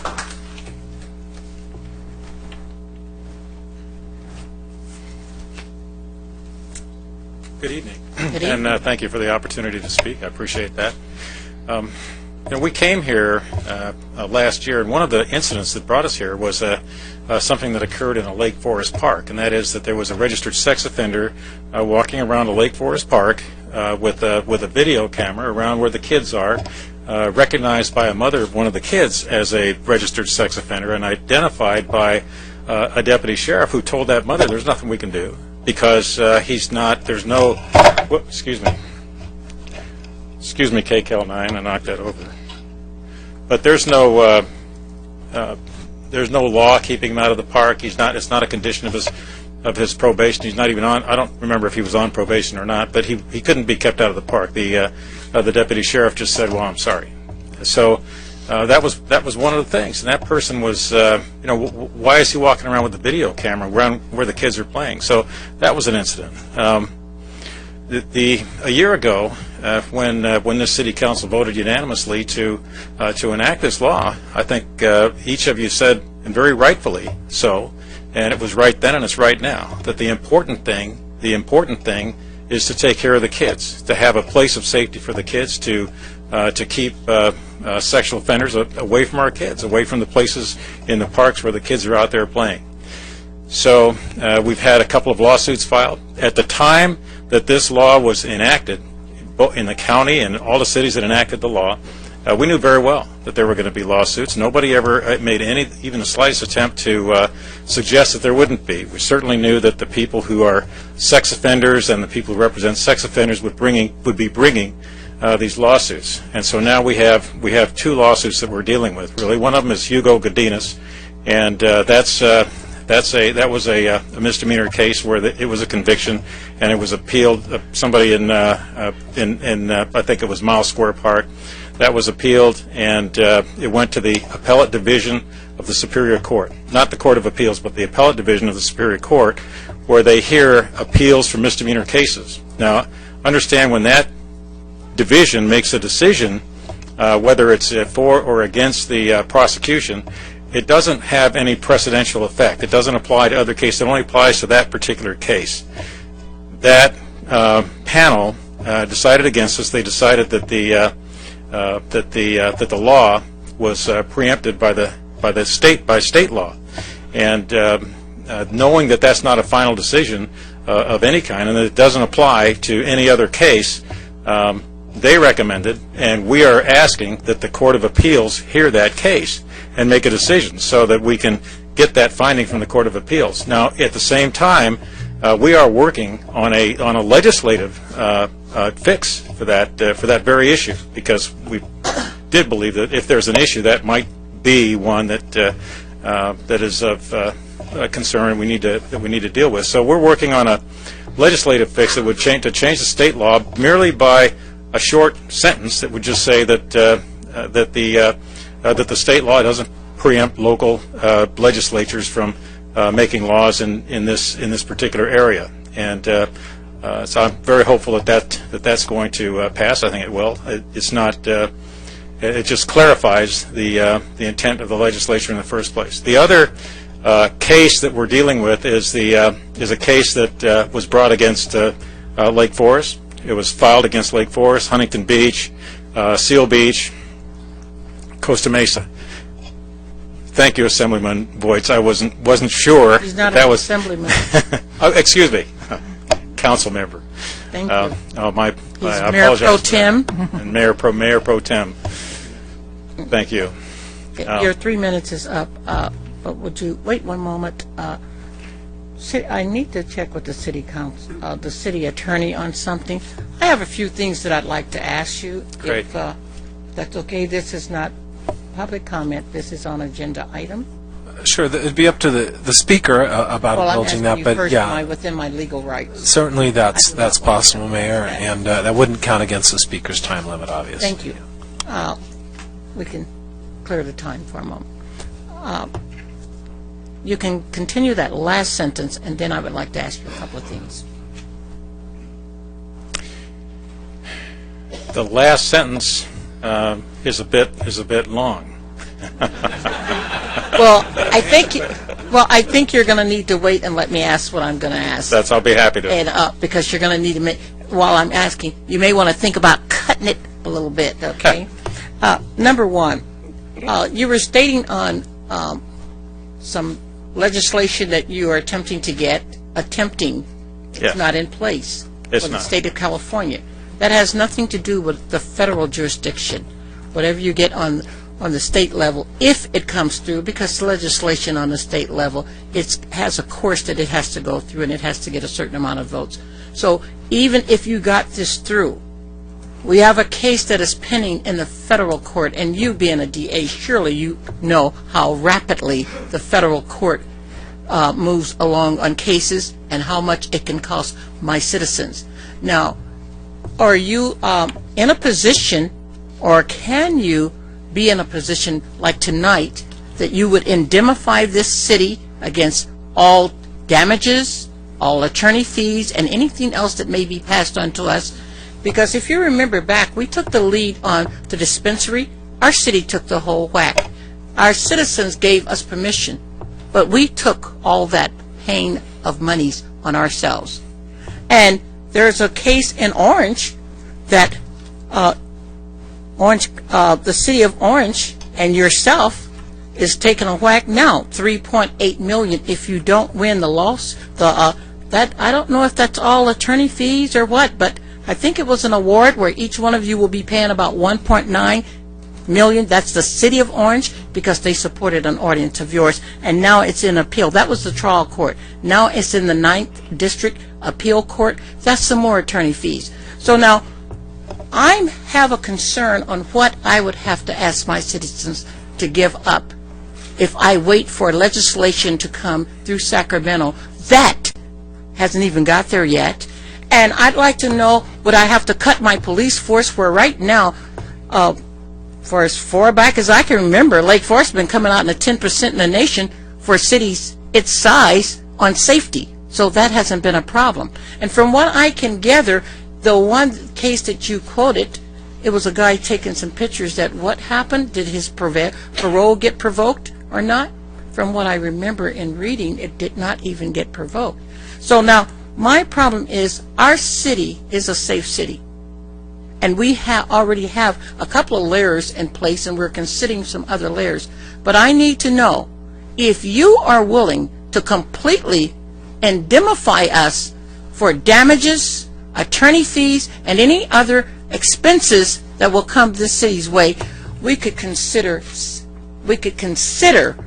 taking and bringing it back up at another time. But right now, we have a federal case that is pending in federal court that we have to make a decision by January 1. The proponent of that federal case has said they will set aside all attorney fees and all everything and make it go away. Now, the thing is, are you willing to pay every dime of any expenses, including my staff time? Because every dime we spend on this causes our city to have to give up something else. Are you prepared to do that tonight? Mayor, Mayor Pro Tem, while you were talking, I was thinking, as you wanted me to shorten that last sentence, and I am definitely able to do that. And the last sentence is this: I think it would be a crying shame. I think it would be terrible to let the sex offenders win merely by threats and by the filing of a lawsuit. Okay. Maybe you misunderstood something that I said. I believe I understood very well. But let me back up. I stated, and my city manager also stated in his opening statements, that we already have 2-3 layers of protection, and we are willing to explore and look into partnering with some of the others, which will give us a total of about 10 layers, anywhere from 8 to 10 layers of protection. Our city is already a safe city. Now, in the meantime, I asked you, and I'm going to ask you again, and I would like for you to address it. Are you willing tonight to be able to say publicly on record that you will indemnify us for damages, attorney fees, and any other costs connected Mayor, with you this know ordinance? very well. No, you know very well you. that the district attorney does not indemnify cities in carrying out the law, and that is merely a grandstand question, a grandstand play that you are doing to try to get yourself on some kind of an upper level here. That federal lawsuit is strictly a facial lawsuit. It's not a trial. It's not something that's as implicated or as enforced. It's strictly on the face of the lawsuit, and they're strictly saying that this is a violation just to have this law. Now, that is not a major legal problem, because what that is some briefs and an argument in the federal court.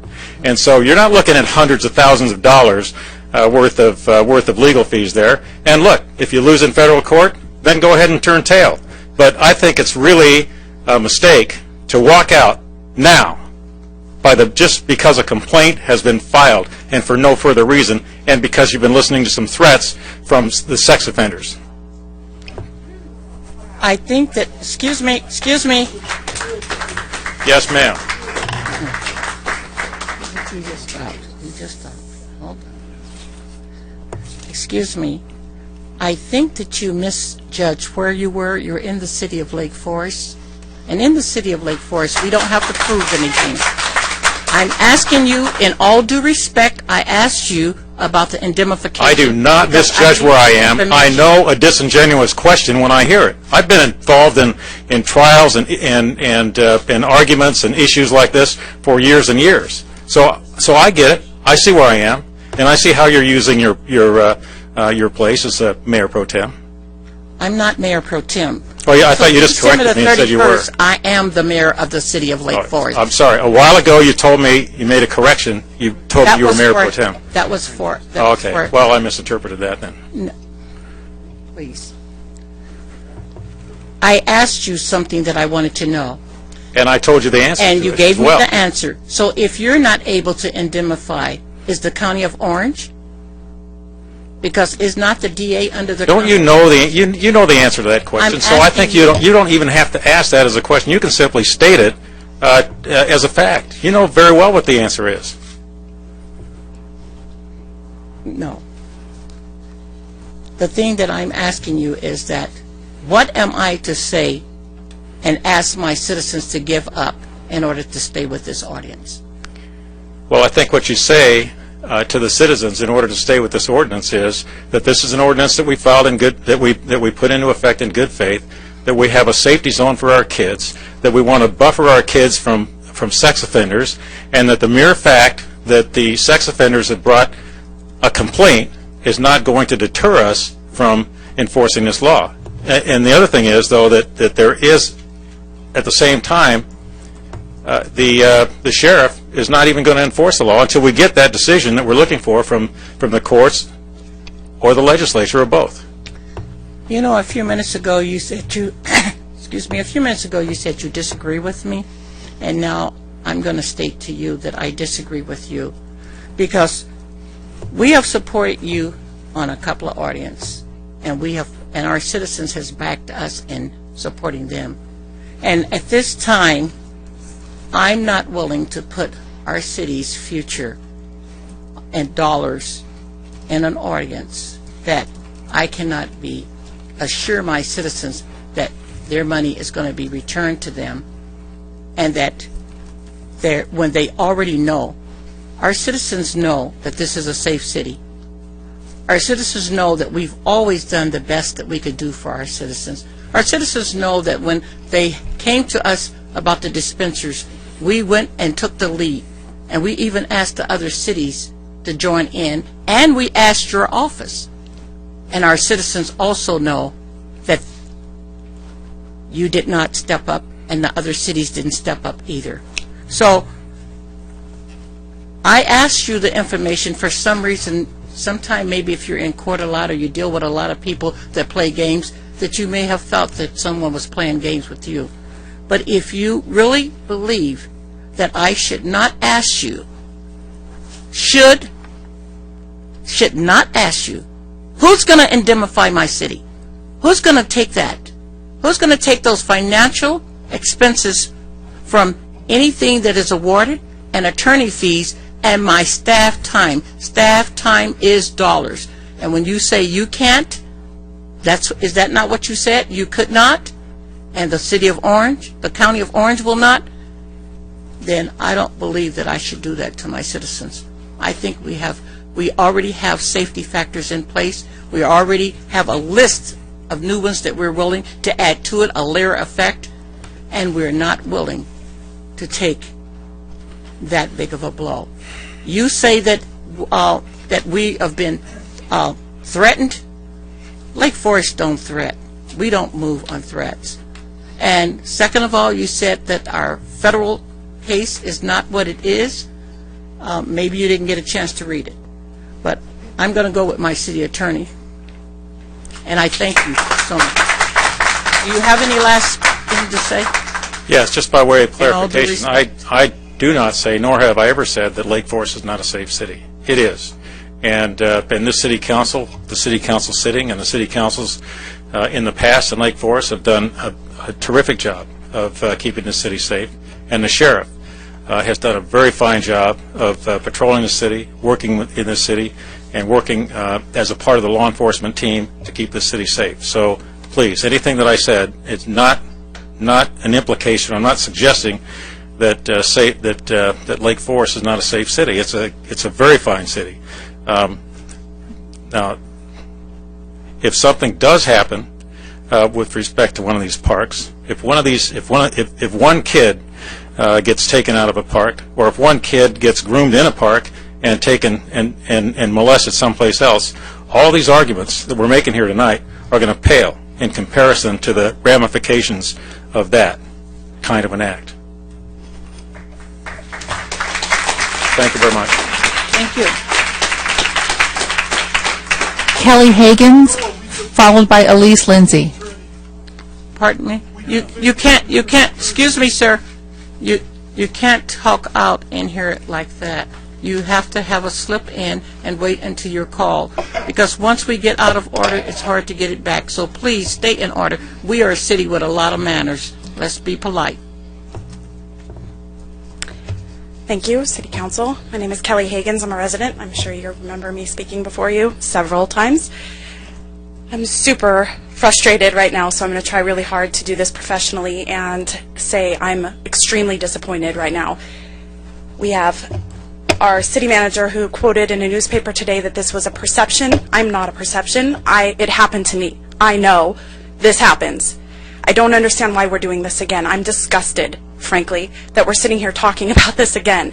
I'm beside myself by the fact that you've already made your mind up, which was very clear in the way that you just spoke. I thought we were here to be able to talk about these things so that you could then make a decision as a dais to, make the appropriate decision. So I'm just going to leave it at that, but I think you understand what that means. Recidivism, we all know this, and I hope you've done your homework. You've had over a year to do your homework, so it scares me to death that you said the things you said, because I know, and these sex offenders who do their homework know that there's a lot of things you need to educate yourself about, and it doesn't sound like that's happened, and I'm sad about that. We know very few of these cases are even reported. Why would you, when they're going to get out in 5-10 years and come back and harass you or hurt you again? So, of course, the recidivism rates are going to be lower than you would think are actually happening out there. They then have to be arrested, convicted, and then re-offend for that to happen. So, I mean, you do the math. We're not stupid, right? Sex offenders cross over. They absolutely, even though a sex offender isn't a pedophile, but a pedophile is a sex offender, that is absolutely true. But you can go through the books and see how many of them do both all the time. So that kind of data means nothing to me. 1 in 3 girls and 1 in 7 boys are molested by the time they're 18. Okay? You have people here with children sitting here talking about how sad their life is because they can't go in a park. These people are abused. These people are beaten. These people are ruined for the rest of their life. I was in a park. I was the person in the park with the sex offender videotaping my son and other children. This is what started this. It happens. I'm not a perception. I want to be clear. I'm a person. Okay? Speak to the council, please. I want to be clear. Okay? Lawsuits like this are what we are here to fight for. You don't need to be indemnified. It was shameful that you said that to me. It was shameful. We don't need to be indemnified by the city. I pay taxes. That's what's going to go towards these lawsuits. I want to fight these lawsuits. I want to fight these people. Did you hear what these people had to say? Do you want them around your children? Think about this. I know you think I'm being emotional, but after a year and a half of doing this, of course it's going to be frustrating to somebody to sit here and have to do this again. You know the data. You have it in front of you. I don't understand why this is happening. AB 109 is passed. We have all these other offenders coming down into our jails. Now they're coming out early into our cities. You know, you're telling me it doesn't happen? It happens. You know it happens. Of course we should partner with Joyful Child Foundation. They're amazing. Of course we should. Of course parents should educate themselves. Of course we should. That's not going to stop these people. These are the people that are here in front of you today that are offending and hurting children. I'm not going to go into detail, but you know what that means. Do something for us. Do something for my son. Thank you.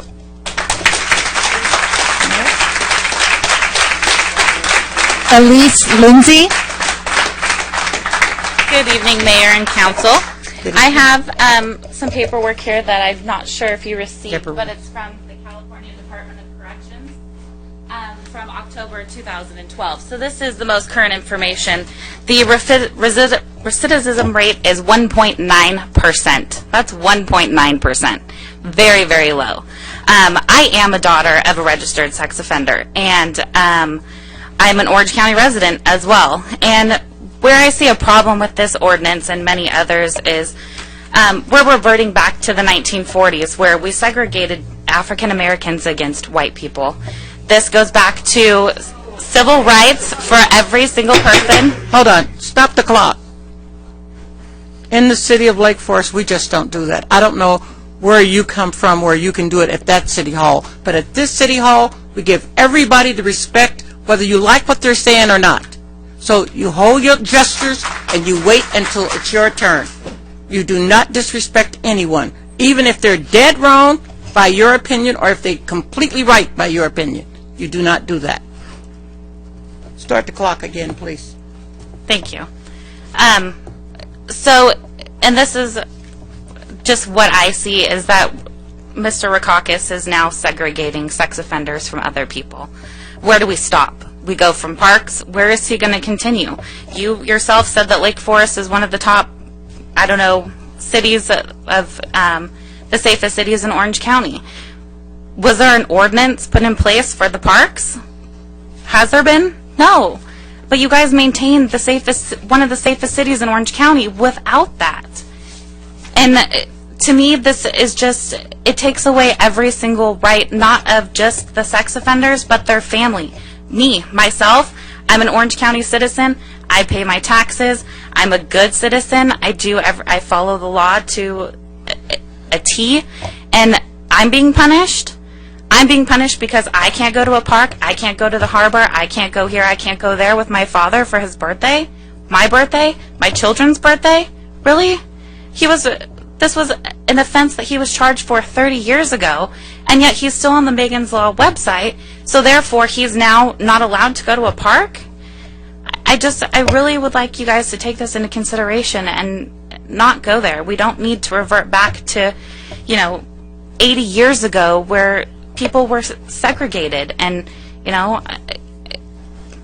who knows? Maybe in 30 years from now, we will have a registered sex offender as the President of the United States. It can happen. Thank you. Thank you. Next. Yes, I wanted to report we registering written comments from Lake Forest resident Kitty Ryan in support of Ordinance 237, keeping the ordinance in place. And then the last speaker request was from Susan Schroeder.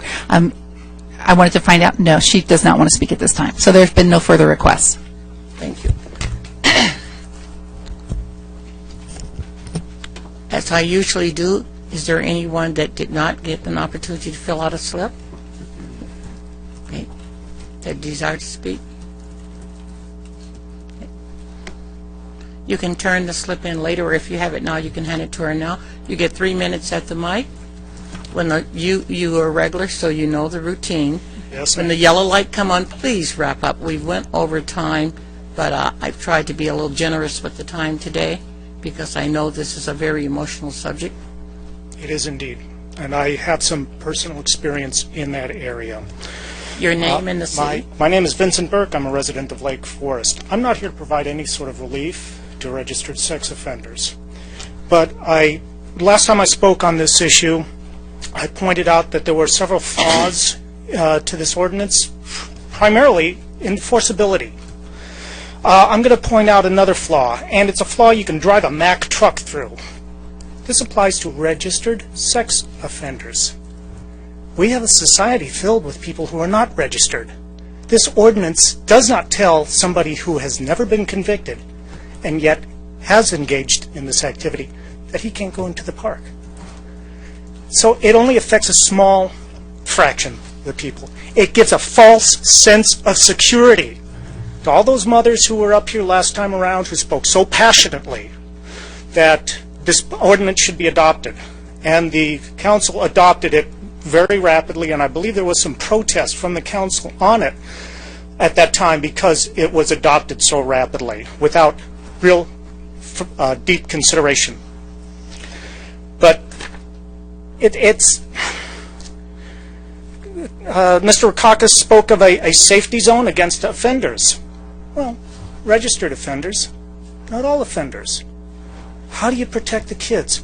As staff mentioned, several options, education, parental involvement. That's where it needs to be, because you cannot save everyone, the children, from every sex offender out there. They are out there, registered or not, ready to take the opportunity when it arises. When I spoke last time, I said, okay, I support this ordinance, your adoption of it, tepid support. You might want to consider repealing it, or just wait until the issue is heard through the other legal issues. Whether or not this is a feather in the cap, an attempted feather in the cap for the district attorney come election time 2 years from now, to say, look at all the cities I got to adopt this ordinance, I don't know. Only he knows that for sure. So thank you very much for your time. I know you'll do what's right. Thank you.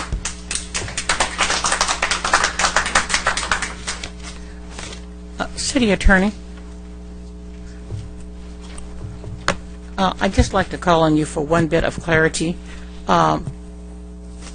District Attorney Rakakis was saying that our federal case is a host or something. I didn't quite get the verbiage. City Clerk may have it.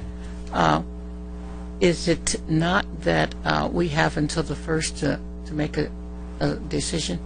Oh, yeah, I think it was about the level of effort required between now and the foreseeable future, and when there might be a legislative disposition of the preemption issue. Our answer in the case is due January 8th. It's in federal court, and so we expect that timeline will move very quickly. It's, even with stipulation from opposing counsel, difficult to stop that train from running, so we expect that will play out quite quickly. Thank you. I'm going to bring it back to the council. Anyone want to entertain? I will entertain a motion. I'll move staff recommendation 1 through 3. It's been moved and second. Yep. And all in favor? Madam Mayor, excuse me, I'd like to say something, if I may. Right ahead. Thank you. Obviously, this is a very emotional issue, and the community might be divided. I don't know where. We don't poll it, but there's a lot of very polarizing comments here on both sides, and I understand that. This is also a unique situation because we are at the precipice of a new city council. This is my last meeting. And that has me in an odd position of potentially making a vote, and then the subsequent council, to some degree, is going to live with that vote. And that's uncomfortable to me, that I would make a vote that is this important to the community. We're going to have 2 new people up here. They'll be seated later tonight. They won't debate this issue, but they need to be fully engaged on this matter because it's that important to the community. And I think the city attorney indicated that by January 8th, there would need to be some response, I presume, from the city. That gives time for the new council members to become engaged, to be briefed, to get fully up to speed on this matter, and deliberate it at their next meeting, which I think is appropriate because, again, 2 people are not going to be here, and I don't know if that would sway the outcome. And I think it's more important that the community have the going forward council be the ones that set the course for this matter. And let's be clear, I am not dodging this. I voted on this matter previously, so this isn't about me sidestepping. It's about me saying that it's that important to me that the community know that their council that sits here now for the next 2 years is the council that has set the course for that, and not some guy who just left. Normal protocol is that I would not even be here at this point. The past practice for the city has been that the first and pretty much only item I would participate on this evening would be the certification of the vote. Once that vote is certified, I'm officially not a council member anymore. that would happen in the front of the meeting. All the remaining items, including this one, would be the purview of that new council. It was inverted because it was thought to be timely and necessary. I don't think that's the case. We heard that it's not necessary to do this tonight. There is an opportunity for the new council members, 2 of them, and remember, it only takes 3 to make this decision.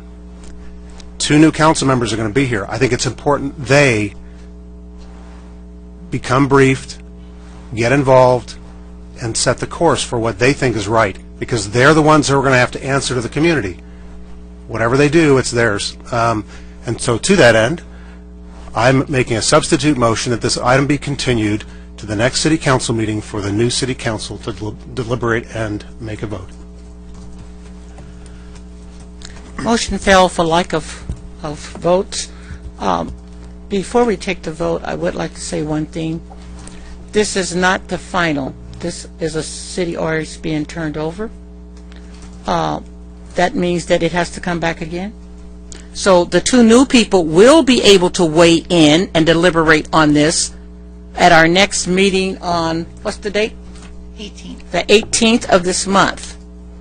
That way we could still be on track if this is set aside in order to get our information into the federal before it's too late, or to come up with funds and a strategy to fight on the federal level.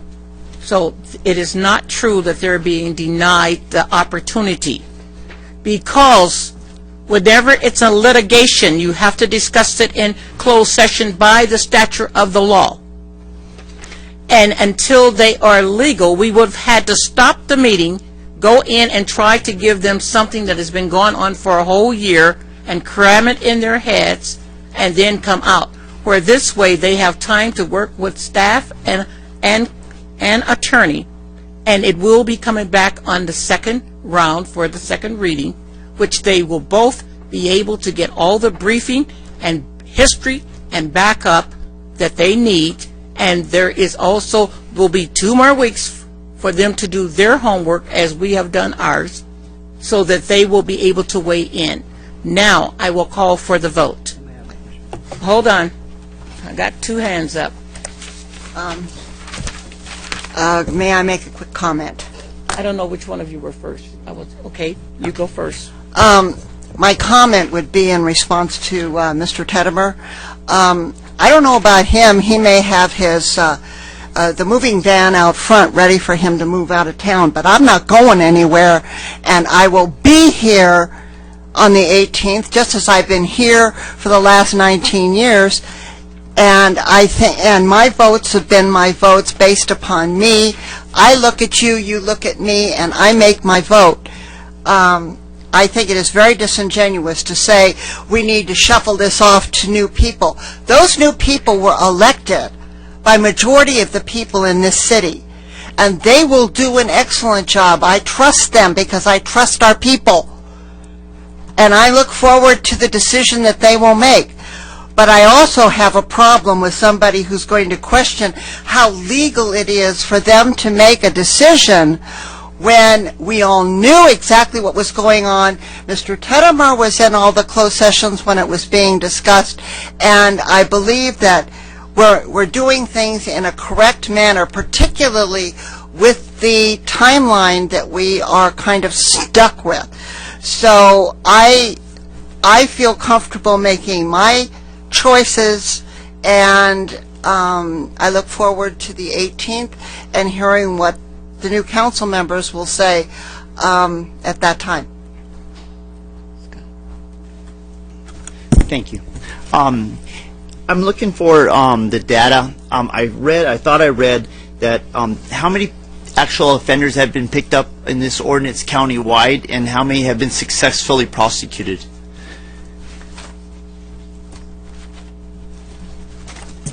Mayor and Council, we don't have first-hand understanding of this. This has been through indirect sources, but my understanding is that there have been 7 referrals for prosecution of violations to the district attorney. 2 of those have been filed, 2 of the 7. Of the two cases we've discussed today, those have been decided against the district attorney. As was indicated earlier, those our appeals are being sought in both cases. That's countywide? That's countywide, yes. That's countywide. And the sheriff is not enforcing this as we speak today? Mayor and Council, the sheriff is not enforcing the county ordinance in unincorporated areas of the county and county parks. Now, could we suspend this and let the dust clear in the settlements, or would that clear the litigation?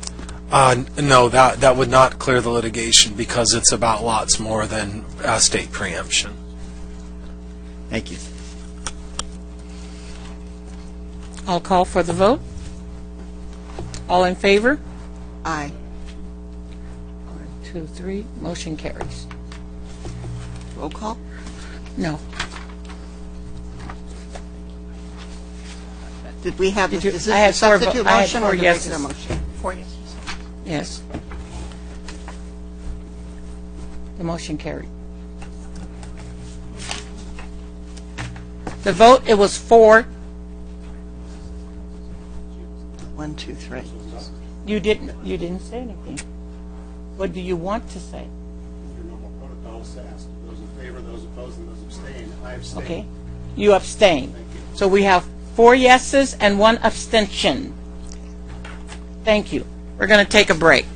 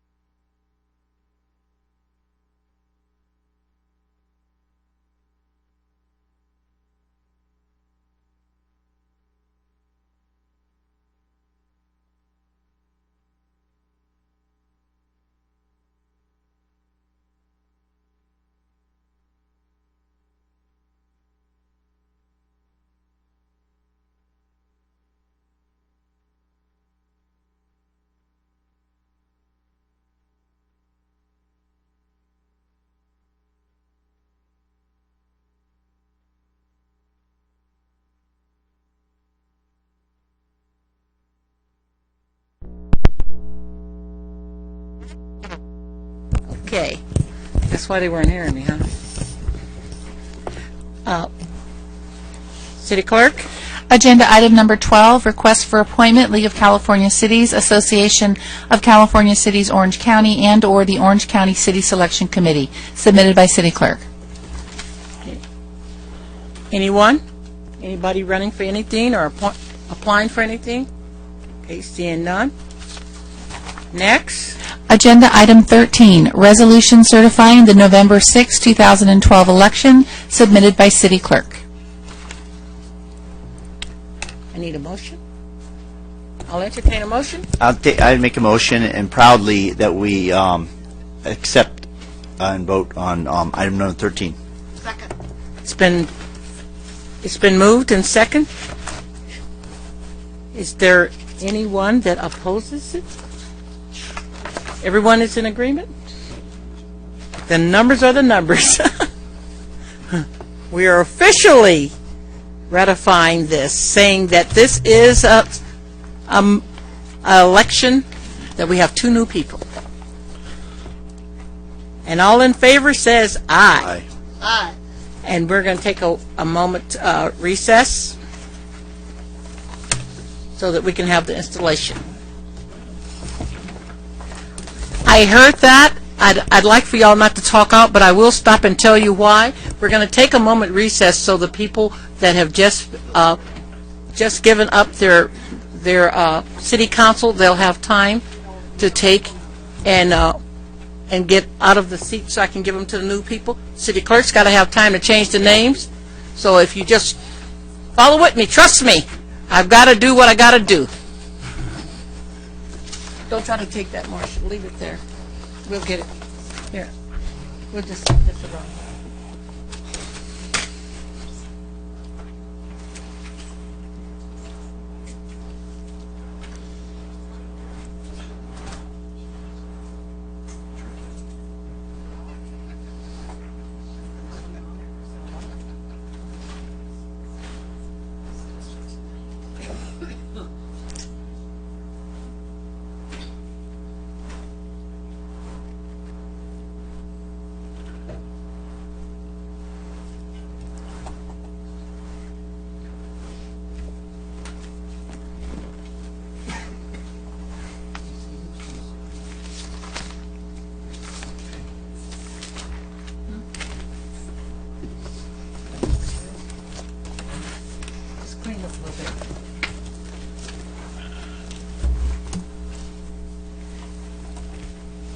Tomorrow is Councilmember Rudolph's.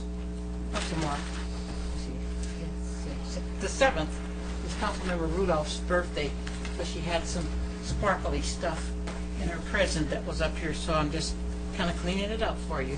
I want you to start off fresh so your brains can really kick in and help. Okay? There's no tablet there. Here we go. I'll just take this.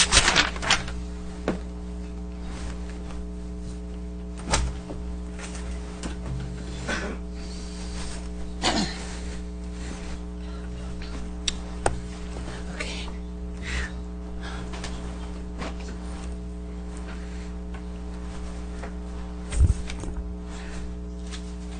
Agenda item 14, Madam Clerk.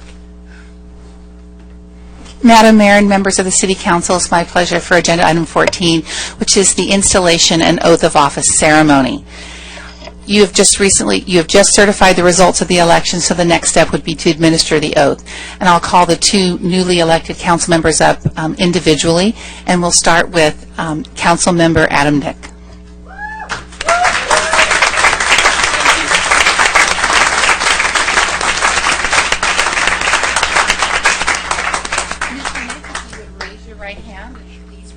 Apologize, I have my back to you. I state your name.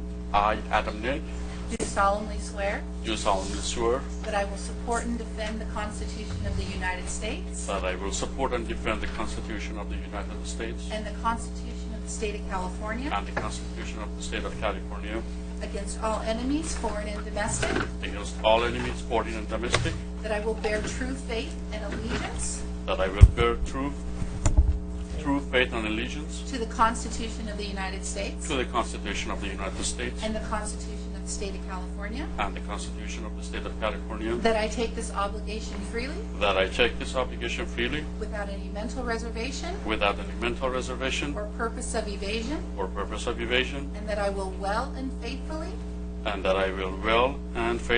discharge the duties upon which I am about to enter.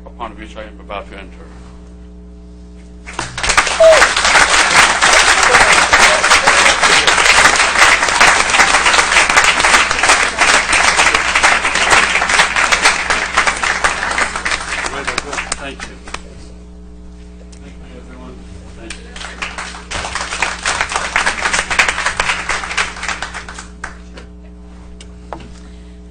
And I would like to call up Councilmember Dwight Robinson.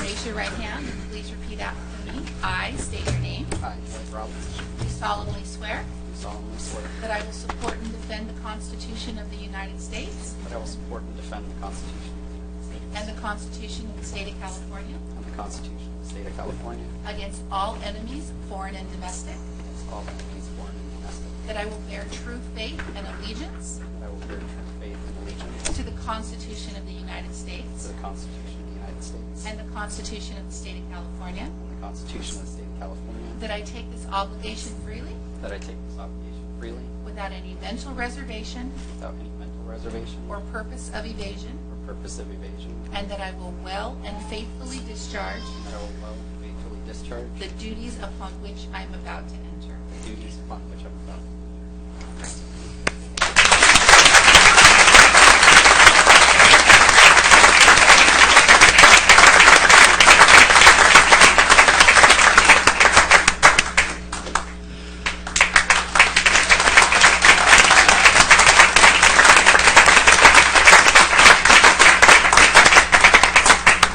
I'd like to thank my family and God for passing the passage. Thank you for appreciate your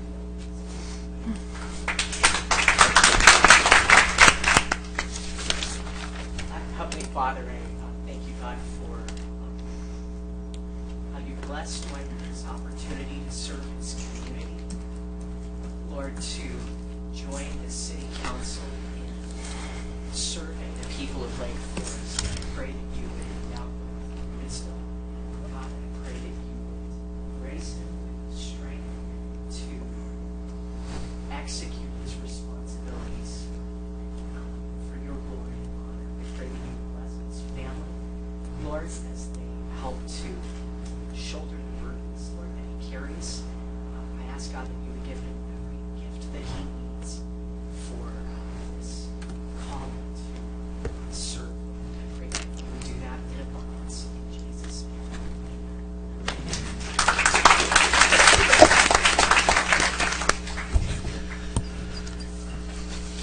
That would come under agenda item 15. So we're just going to skip right on to agenda item 15. Agenda item 15, comments by new city council members submitted by city clerk. And I'm going to start over with Adam Nick. You get to make some comments. Make sure you turn your light on. See the little button there? Yes. Wow. Wow. Wow. Good evening, everyone, and thank you for being here. Behind every successful man, there stands, I'm going to steal your water. There stands a loving, devoted woman. I am no exception. It's been 12 years. I still think that she did have a momentary lapse of judgment when she said, yes, I would marry you. I am grateful to her. She's the best part of my everyday.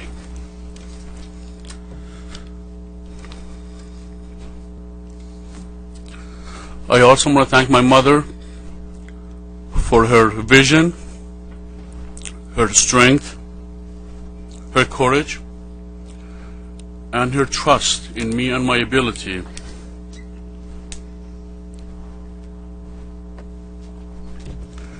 to literally stand and watch me walk away and disappear into the darkness of the night on a cold November 6, many, many years ago, which marked the beginning of my journey 32 years ago.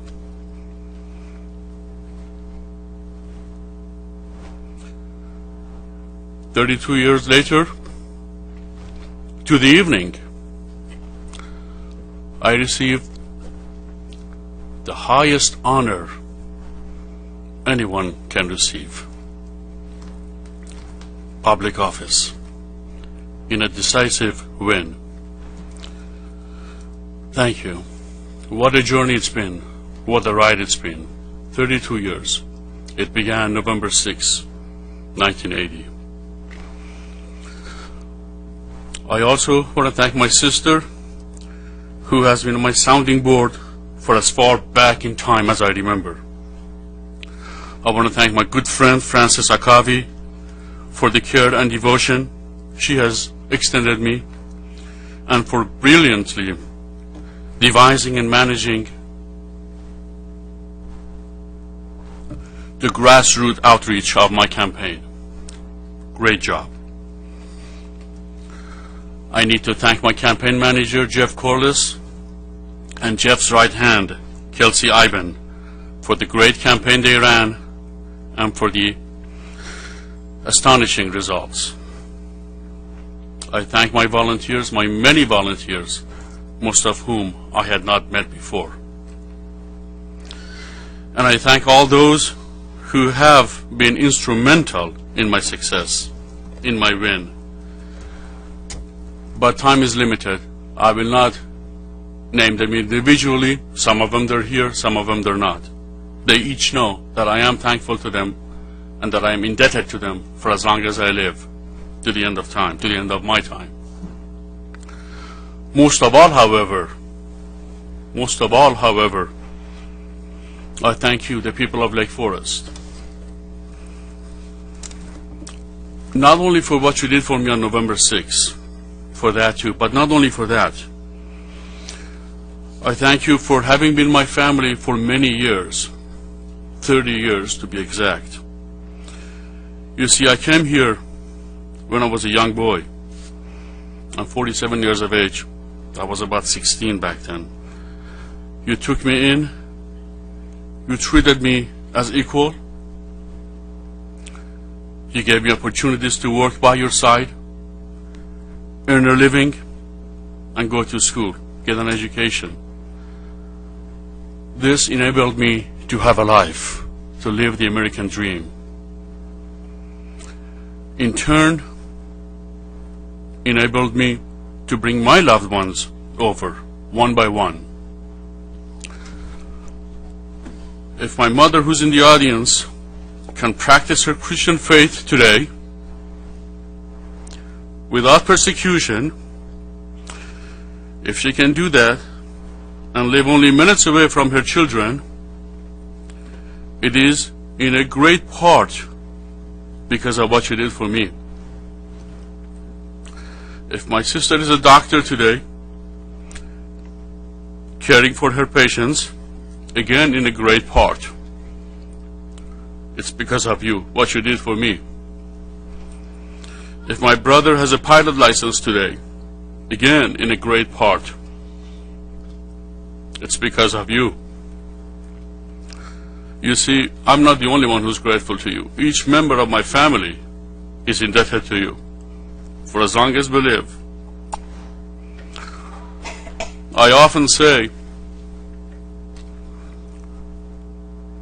you gave me a shoulder when I couldn't reach it. When I couldn't quite reach it, you lent me a shoulder. When I couldn't quite lift it, you gave me a hand. I will not forget that. I can't.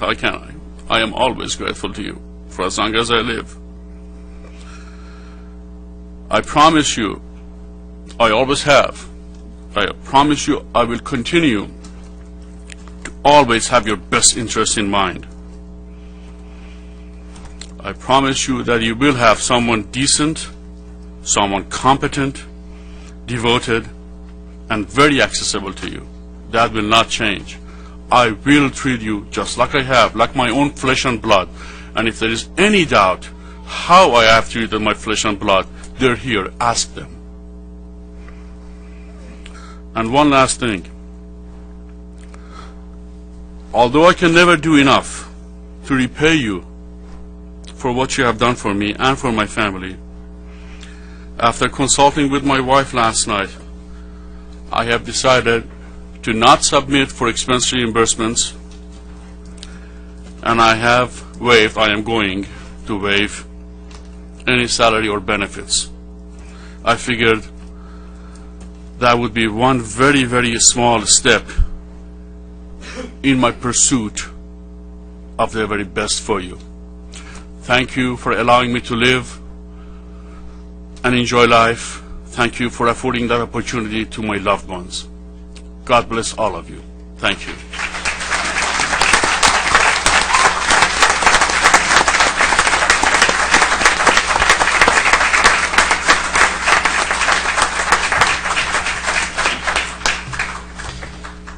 I know it's been a long night, so I'll try to keep this brief. I'd just like to thank my family again, my wife Holly, my daughter Corinne, my son Luke, and my baby boy Micah, who you've probably heard throughout the night. And I'd also like to thank my in-laws Donna and Howard, who live here in town, my sister-in-law Jamie, who's here, and all my family and friends that supported me through this extraordinary experience.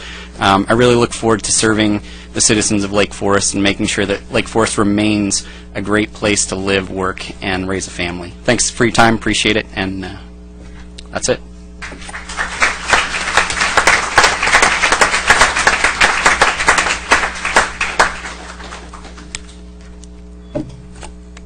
I believe in fair play. I have to go get my hug here, too.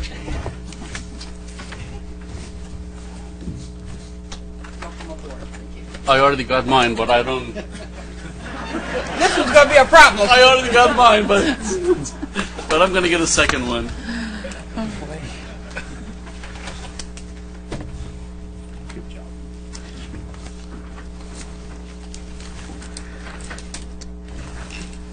Agenda item 16. Agenda item 16, selection of mayor and mayor pro tem for the ensuing year, submitted by city clerk. I'm to open the nominations for mayor. Mrs. McCullough. Madam Mayor, if I may, I would like to make a motion for Mr. Scott Boyce to be our next mayor, if we could have the honor. I'll second that. There's been a motion and a second. Is there any other? I'll nominate Mayor McCullough. Oh, I'll do it again. I decline. I need a rest. But thank you. Seeing no others, we don't even need to take a vote. It's unanimous. Is there any opposition? Mayor Scott Boyce. Thank you.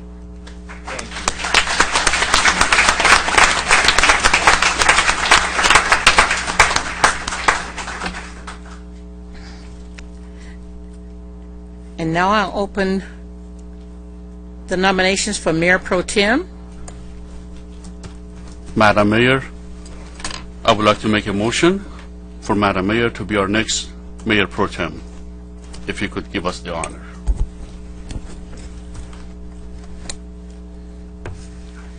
I'd like to second that. This is a most emotional time for me. I've been here 18 years. Yes, 18 years, as of November the 6th of this year. And I've never had the opportunity to be Mayor Pro Tem. And after this vote, that means that history will be made in my life again. And all I can tell you is I'll do my best. I'll call for the vote. No doubt you will. Hold on. Is there any other nominations? I have to do it legally. Seeing none, now I'll call for the vote. Yes. All in favor? All those in favor? Aye. Aye. Any opposition? Motion carried.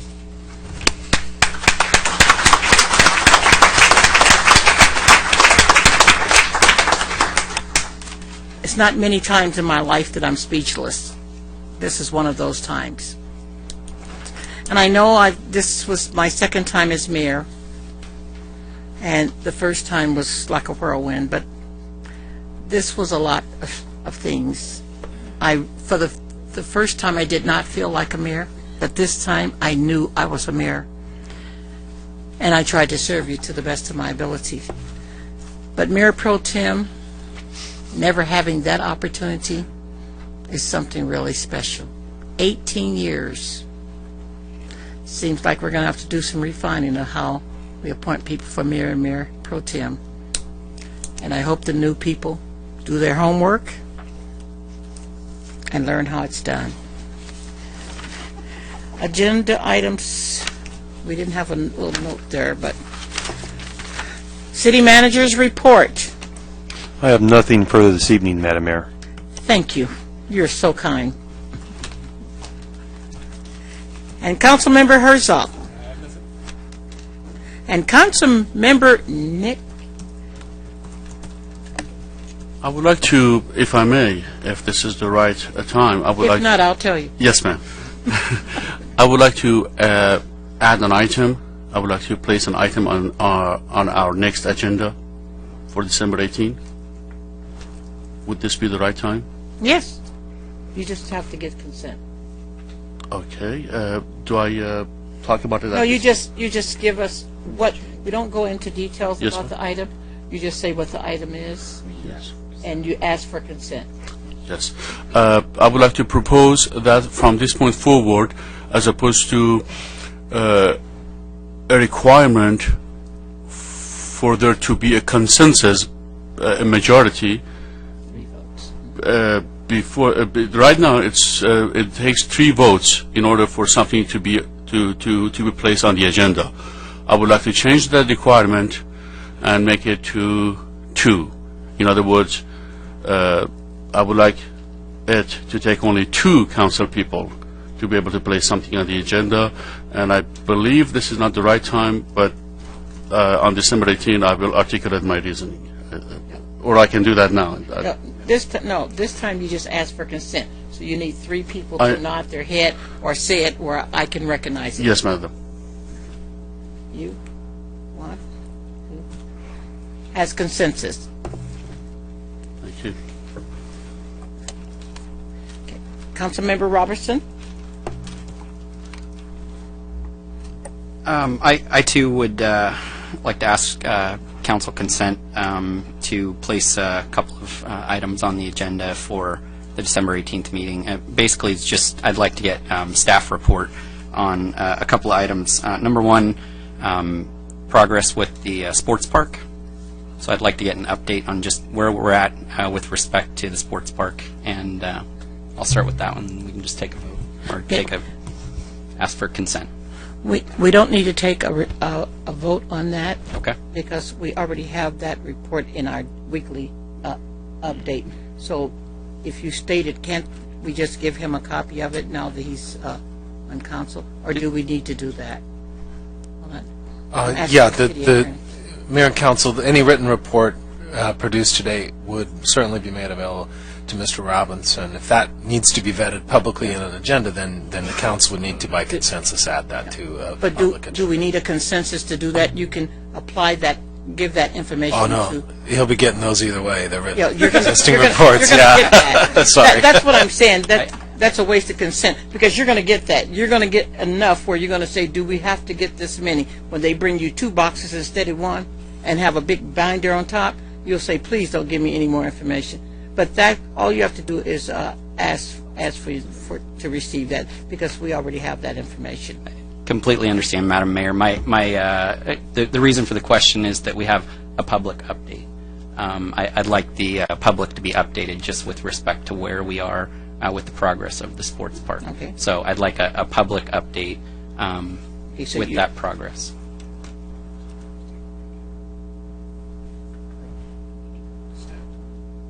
Okay, so you're asking for a public update, meaning that's staff time. So what we have to do is put it on the agenda, because they have to manage the staff time. So we'll put it on the agenda asking for an update, public update, right? Is that what you're asking for? Okay, my question is, can we have a public update, or do I have to put it on the agenda so that we vote to have a public update? No. Is that clear? Is that clear, staff?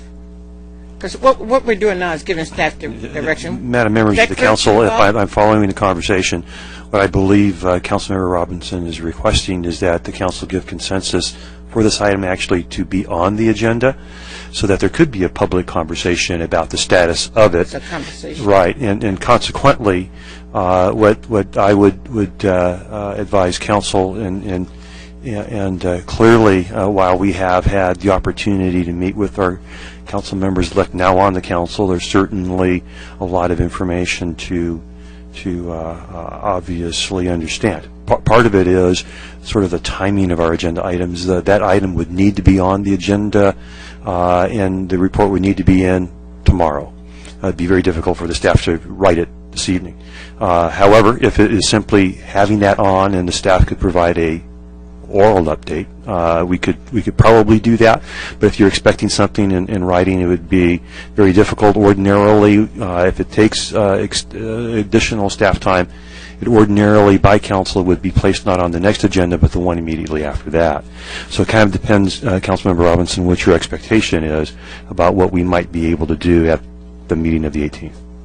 An oral update would be fine with respect Okay, thank to you. that Just item. want to make sure we're clear what we need to do. Thank you. That's what I want to clarify. Okay.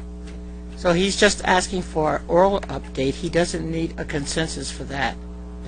Do we? You still need a consensus? Yes or no? Yes, I think it'd be best on the agenda for an Okay, oral people update. get to nod in your heads or say something, so I'll know. 1, 2, 3, you got it. Yeah. Put it down for consensus. Okay. Similarly, I'd like a oral update on the 2 development projects in the Foothill Ranch area that has previously been the Auto Center. So I'd ask for a consensus for an oral update on where we stand with that as well.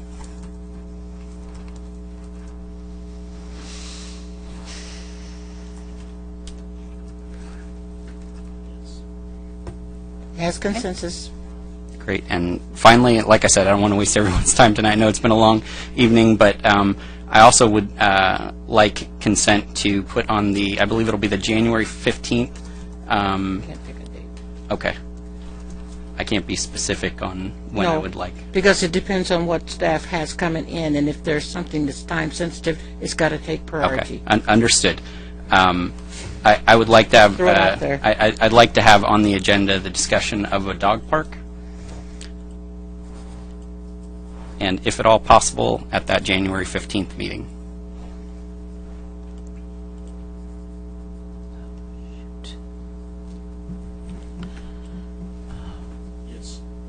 You have consensus.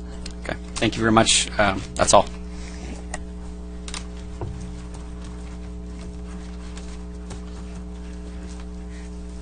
And Mayor Pro Tem Boyd? Thank you all for bearing with us in the beginning of the meeting. I just want to publicly state welcome to Council Member the Honorable Adam Nick and Council Member Dwight Robinson, the Honorable.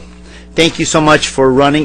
There was actually some fine candidates that ran in Lake Forest this year, and I'd just like to say that it's because of people stepping up and running for office is why we have such a great council here. So thank you guys for running, and congratulations.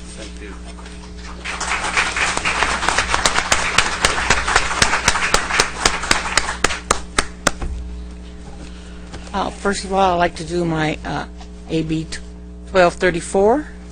I attended the Newport Bay watershed.